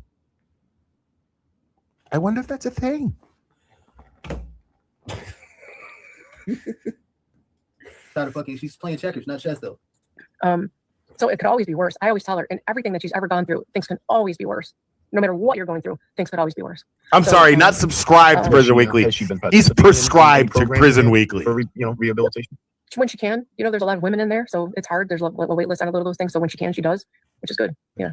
So let me bounce a little bit back again. So you're getting a lot of pushback from the internet, right? And we know that Mackenzie was active on the internet, and from my lens, from my perspective, I think that she thought that she was going to come up with the story, and people would see it her way, and it would be kind of like a free Mackenzie type thing, right? Which I guess, you know, there is a lot of people who say free Mackenzie too. Don't get it twisted. Yeah. But you do understand where people are mad, because when she was in the hospital, you guys were talking in some type of language. Now, where did she learn that? Did she learn that from you? Because that seems like something. Whoa, you're all over the place with these questions. I like this though. This is a great fucking question. I hope he fucking executes this well, bro. I hope he doesn't. Well, look at they're rooting for him. Holy shit. Yeah, no, that was a great question. Like, right? They're rooting for him. These guys want JFK to win. They don't know nothing about him. It is. So it's like inbred in my family. We all speak it, like all of us, all of our lives. And yeah, so that came from, it's called Carney Talk. And she said that came from me just now. It came from all her whole family. It's like a tradition. No, but yeah, but hold on. She said it came from me though. And yeah, so that came from, it's called Carney Talk. And we just, I don't know, it's just a part of who we are. Now, when she said something like blaming, and you don't have to answer this if you don't want to, because I'm sure you heard this question. Fail. But when she said something like blaming on the pots, blaming on my seizures, did she say that? Was that something that she said, or did they misconstrue it? No. So the prosecutor, I guess in one of those documentaries, he says that what they're speaking right now is something like gibberish. And then what he says is just says something like, can you tell him I just had a seizure? Let's just tell him I had a seizure. That's not what she says. Okay? That's not what she said. Well, why would you let her fucking say what she said? You guys talking like that to begin with, though? Is that something like, why did you guys revert to that? Because it's just a thing, because she was probably scared and didn't know what you can and can't say, right? So if you always tell them, don't talk to the police without a lawyer or whatever, she's probably scared and wanted to make sure it's okay for her to talk, that's okay. That's, in my opinion, that's responsible. You can ask me if you can talk. But hold on. That's why you're talking it, but you already knew it before she had picked up this case. So you already learned the language. You were already speaking the language long before the police were in the situation. But what I think she's doing is she's kind of fucking pushing back on them in a sense too, like, because they're coming off of, like, you know, they're with the shits in a sense, I guess, like they're, you know, hey, but the guys, they're compadres, you know what I mean? So it's like, I guess she's getting that vibe where it's like, ain't no talking, you ain't supposed to snitch. You know what I'm saying? And she's kind of giving that pushback, like, yo, I think you need to let up a little bit because we wasn't trying to fucking snitch. You know what I mean? But she's basically saying, you know, what they want to hear, I guess, in a sense. Watch, you'll see. Because, you know, they always say, like, don't talk without a lawyer, right? She said carny talk, like a carnival, right? Yeah. Is that what you mean? Like a carnival, yeah. Well, we have a carnival around our way in Boston. It's been around for years. It's called Fiesta Shows. The bumper cars is still the bumper cars from 1975, but that's another story. I think we need to update the carnival. Fiesta Shows. Who's going to the? I'm still going though. I don't care if it falls apart. I'll still be there. Right? But yeah. So, but this lady's thirsty as fuck, bro. You can fucking see it on her. But wait, can I go back on? Yeah, I totally understand. Say whatever you want. But that's not what she says. Okay, what she said was, and I'm going to tell you, okay, because I have not, Andrea. Thank you. Okay, and Carney Talk is loaded with Z's. It's very hard to say in seizure, right? So can you say it to us right now? Seizure. There's too many Z's in there. So if you don't mind saying, blame it on the seizure. Go ahead and say it in that language. I'm afraid to do that because what if they edit and snip a soundbite and plug it into other things? She is not stupid. She is not stupid. She's not. She's a little bit smarter than this guy. I ain't gonna hold you, bro. That's how you know that Mackenzie's guilty, because she's not stupid. Natalie's not stupid, but she is stupid. It's very fucking weird. She's so smart. She's stupid. I want them to do that to her and me. No, but if you listen to that sentence, there's no word. That word is not in that sentence. No, she just thinks that she's smart. So here she is now, right? You're getting all this pushback. She's talking now.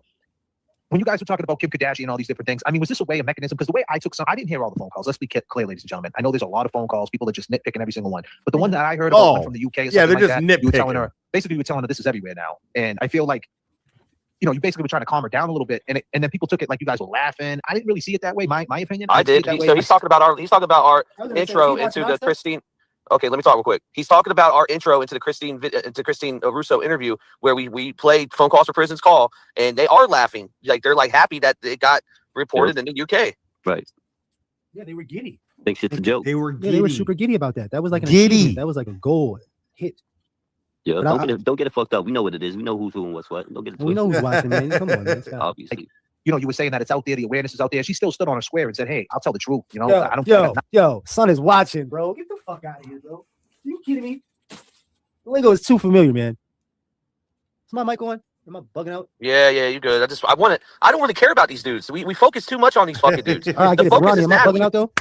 No, it's just No, me we too. love gotta it. stop. We Focus love on that this you bitch. are. Yeah, they definitely. And they just took that all wrong. But like I said, that is my opinion. People take it the way they take We it. love But that do you're you feel talking that about she them. has remorse? Like, and like, what was that like during that whole process? I heard you speak about it in It's so trial. crazy. You know, when that Think whole about situation this for happened. a second. They are so distracted. This is a case that these guys are clearly, totally fucking buried in, right? They are so involved in this case. They follow every single detail, every single update, everything, right? These guys totally into this case.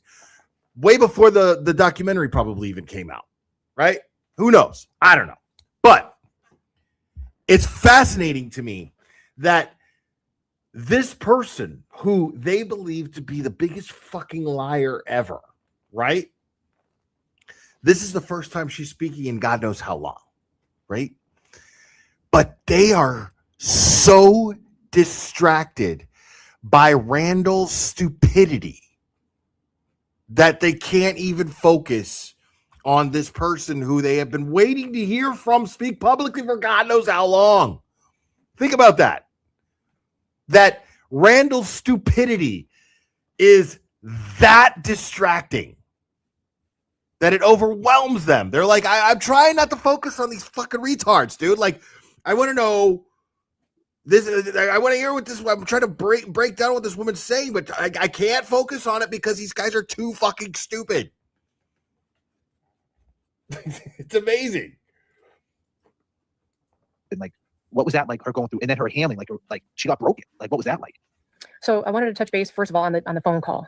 Okay, I feel so bad that people think I'm laughing. I'm probably gonna cry again, so forgive me. I'm gonna try not to though. No, you're not. I wasn't laughing. Yo, please play the fucking soundbite, Plug. They were fucking giggling, bro. Giddy.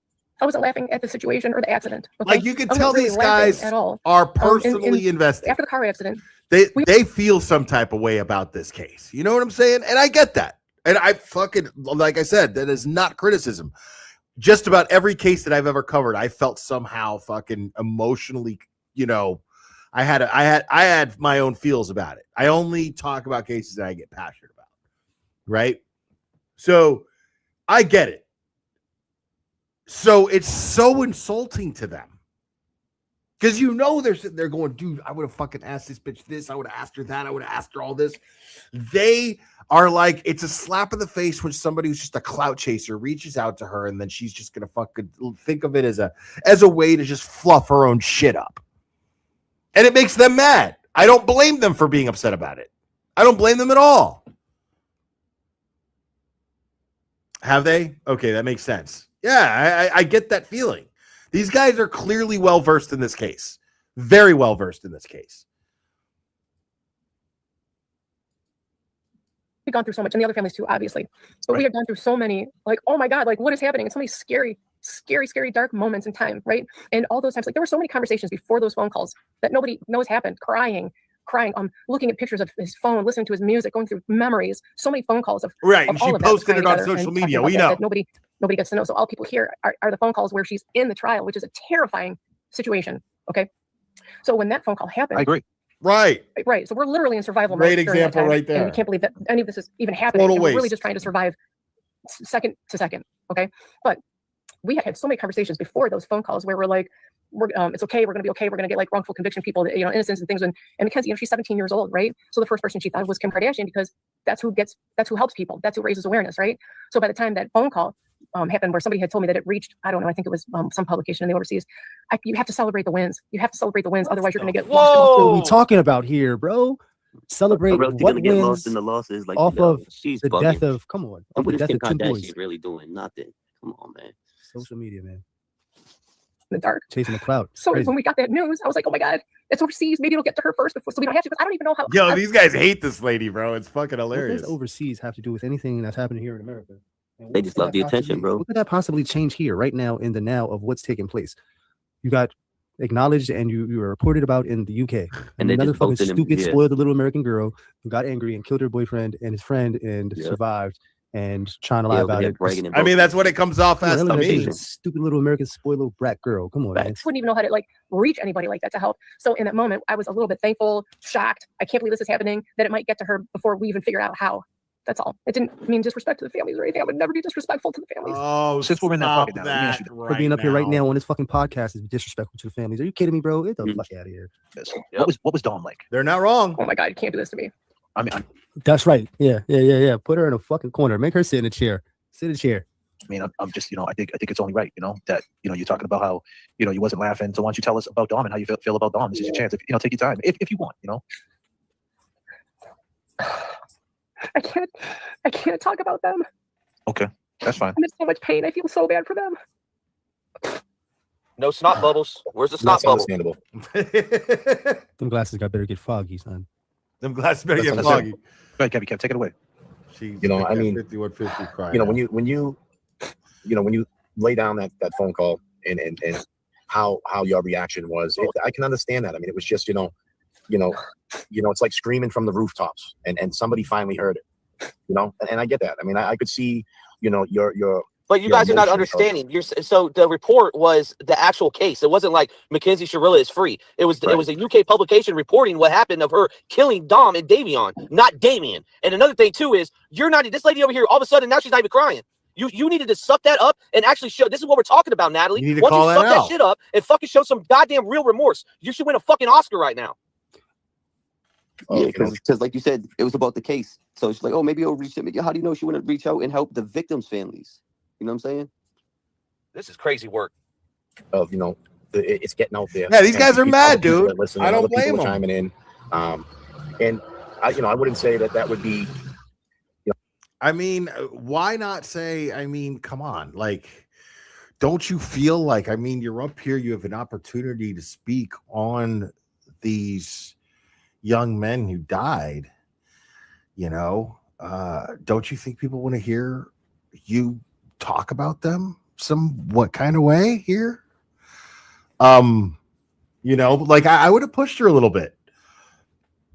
You know what I mean? Like, that's crazy.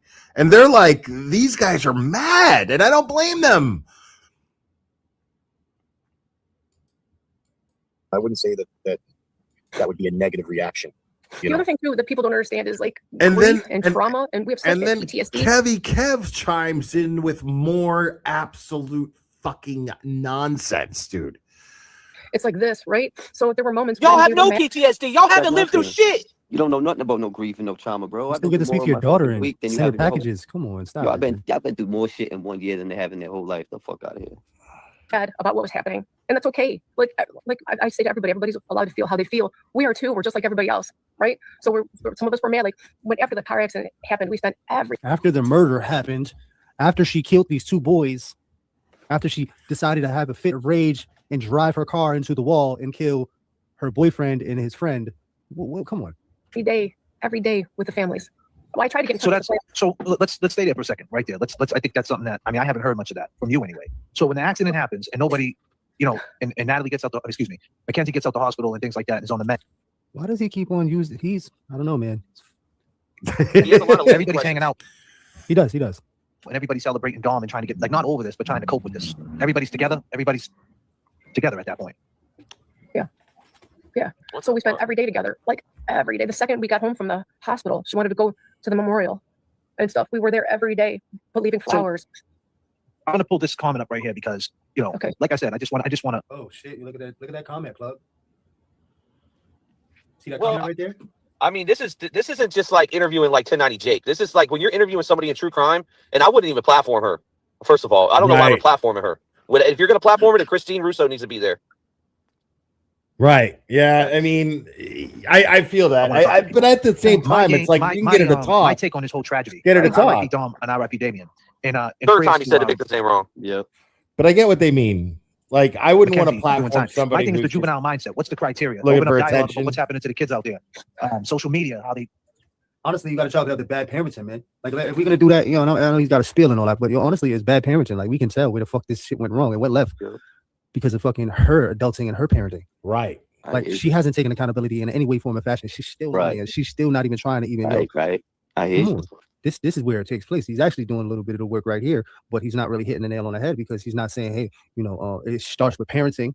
And unfortunately, the youth pick up the or behaviors ask and a whatever that's question instilled in them, and then that's the person they become. Do you not feel any responsibility for your methods in parenting? Do you maybe blame yourself at times?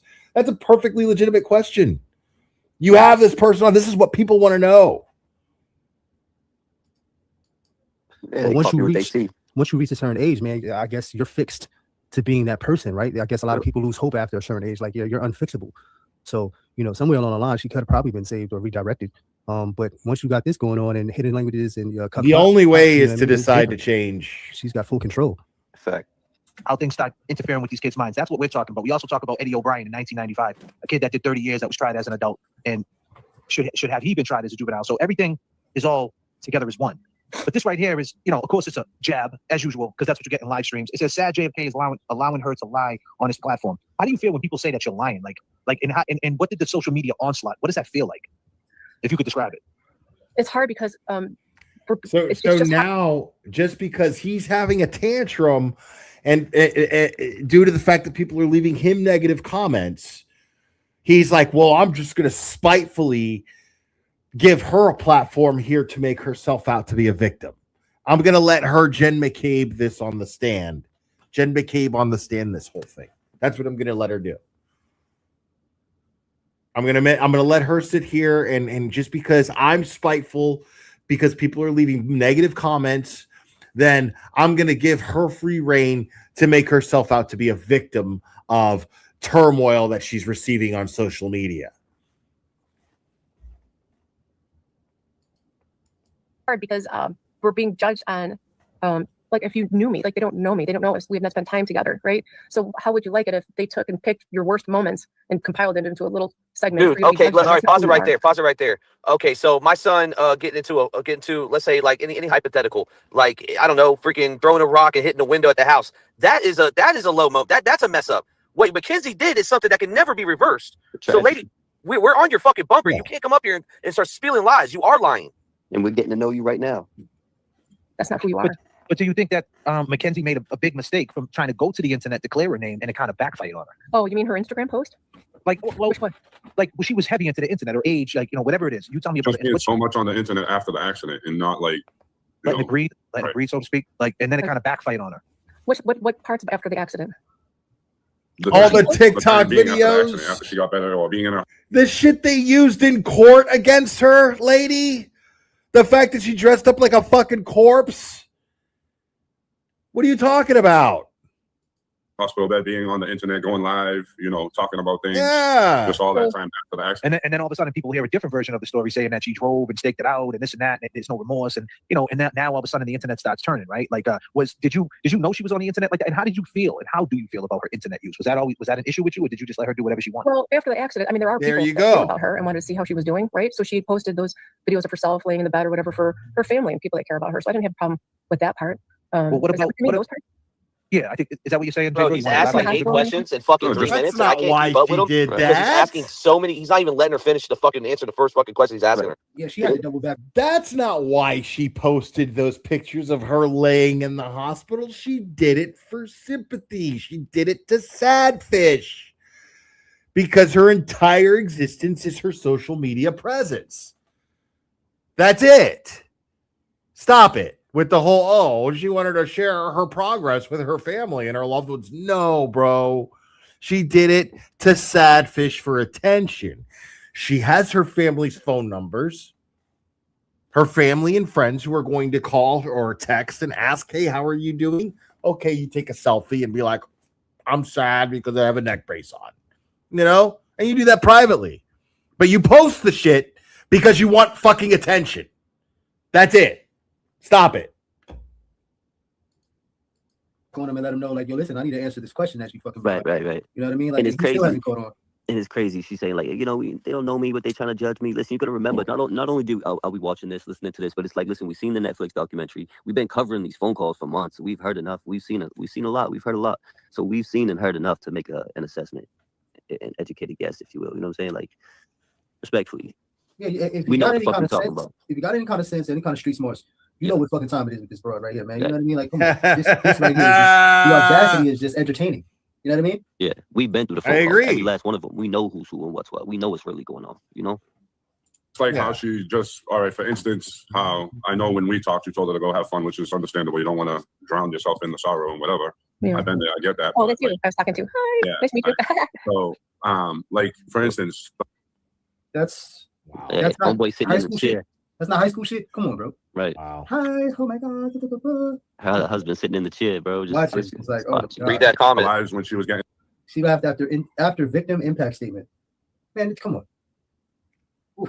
Dressed for Halloween, normal, and then you know how she did her TikTok videos and was still like trying to be a celebrity out there. And, No. I think that's why a lot of people. Listen, what they were doing, what those kids were doing was so sweet. And it was turned around so, I feel so bad for them. Okay. Because what they did was, okay, so Mackenzie's home from the hospital and she's laying in bed, immobilized. And I remember because she broke everything, right? Including her spine. Yeah. Or she got her C1. I can't even believe she can even walk, right? So she was laying in bed for 3 months, unable to walk, unable to do anything, the whole time scrolling, looking at his pictures, his music, memories, like living in this darkness, right? So by the time she was able to get up and like kind of start to move around, I would be like, honey, it's okay to be sad. It's always okay to be sad. We just can't live there, right? We just can't live there. You know how I call bullshit on that? Why I call bullshit on that? Because she was posting that she was sad and looking at the pictures and listening to the songs and blah, blah, blah, blah, blah. Anybody's really mourning, dude, when I mourn, dude, you're not going to hear from me for a few days. If somebody that is very personal to me, that I'm close to dies, you're not going to hear from me. I'm not going to post shit online and go, oh my God, blah, blah, blah, blah, blah. Maybe not. Definitely not immediately.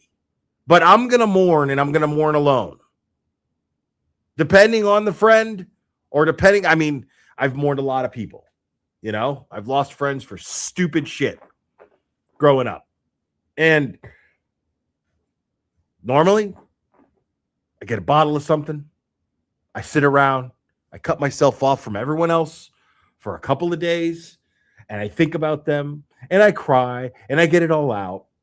And then, you know, because one thing I can't stand is just like constantly people going, oh my God, I hope you're okay. Oh my God, oh my God, oh my God.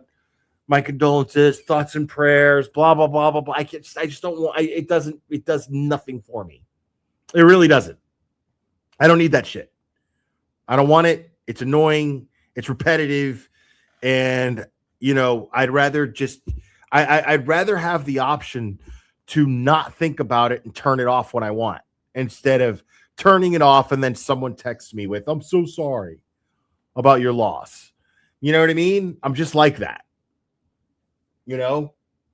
Like I don't go to funerals 99% of the time because I'm going to get to the funeral and there's always going to be people in some weird competition to be seen as the person grieving the most. And it drives me fucking crazy because I want to tell that person off. You know? Like it seems like a venue for a show of grief. And I'm just not into that. I'm just not into that. You know? That person, if they're looking down and watching me mourn, they're not mad at me for not going to the funeral. Promise you that. Guaranteed they're not. I'm still remembering them and I'm paying my respects. I'm just doing it my way. Your little fucking weird traditions that give you guys an opportunity to fucking fight and claw and act like you're hurting worse than the other person over here. I can't. I have no patience for that shit. So I don't go to funerals. So I wanted her to go. Her friend Rosie was in college and wanted her to come for the weekend, right? So I was like, you need to get up, change the scenery, get off your phone, go be with your friends, and go get out of your head, right? Go get out of your head. So her friends took a moment for them to go do something, and actually the whole thing what they did was in honor of Dom and Davion, right? Which was super sweet. So they turned that moment hanging out together, and they got David. I'm done. Yeah, that's crazy. I'm done. I can't spin the block. I wonder if Randall just realized. Y'all boys can finish this though, but listen, this bitch just. I wonder if Randall just realized that he's been saying Davion's name wrong. Literally said, I'm together was in honor of Dom and Davion, right? Which was super sweet. So they Oh turned my that moment God, hanging I'm out together, done. and they I'm got David. I'm done. Yeah, that's crazy. I'm done. I can't spin the block and spin the narrative at the same time. That's wild work. Y'all boys can finish this though, but listen, this bitch just literally said that her fucking daughter went out and partied in honor of Davion and Dom. Yeah, that's crazy. Dude, this is a shit show right here, son. All the way around the board, bro. And I'm listen, man. They're not wrong. I just can't stand the bullshit. The fact that this broad is having a fucking platform and you guys are fucking up on names and I get the good cop, bad cop, fucking bullshit, enforcer shit going on. It's just not coming together well for me, man, because it's like there are blatant shit that, you know, this just should be just addressed with absolute. They don't know it. They don't know it to address it. Yo, this is. They don't know it to address it. And it's just not happening for me. And this is a very long interview, by the way, Plug. We're not even halfway done with this. This is a goddamn. Man. All right, well, let's take a break and we'll come back. What do we stop at? We're at 59 minutes. No. Yeah, 59 minutes. All right, guys. And make sure to sub up to these guys, man.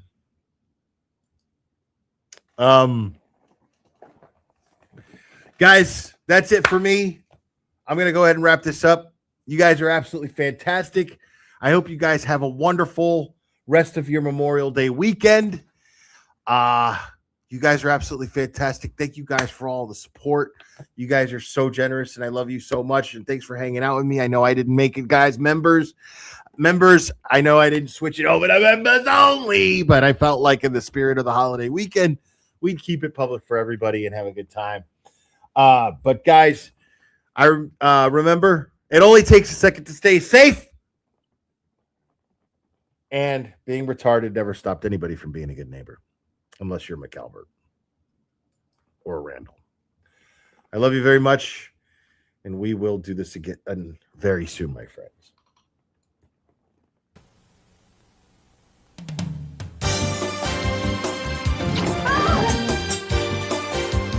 Watch out!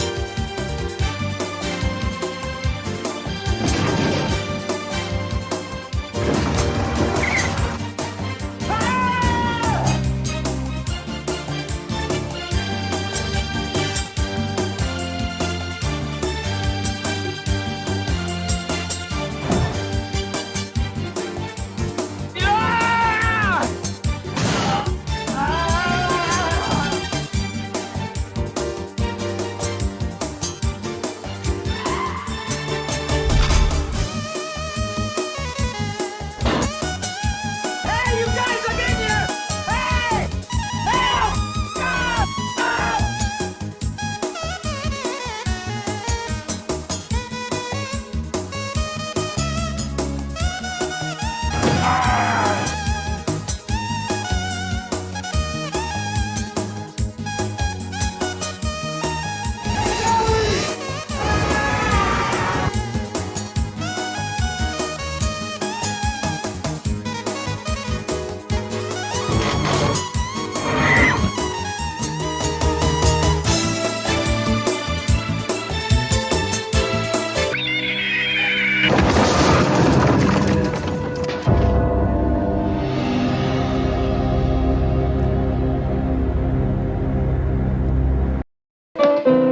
Today, being retarded means leading a full life.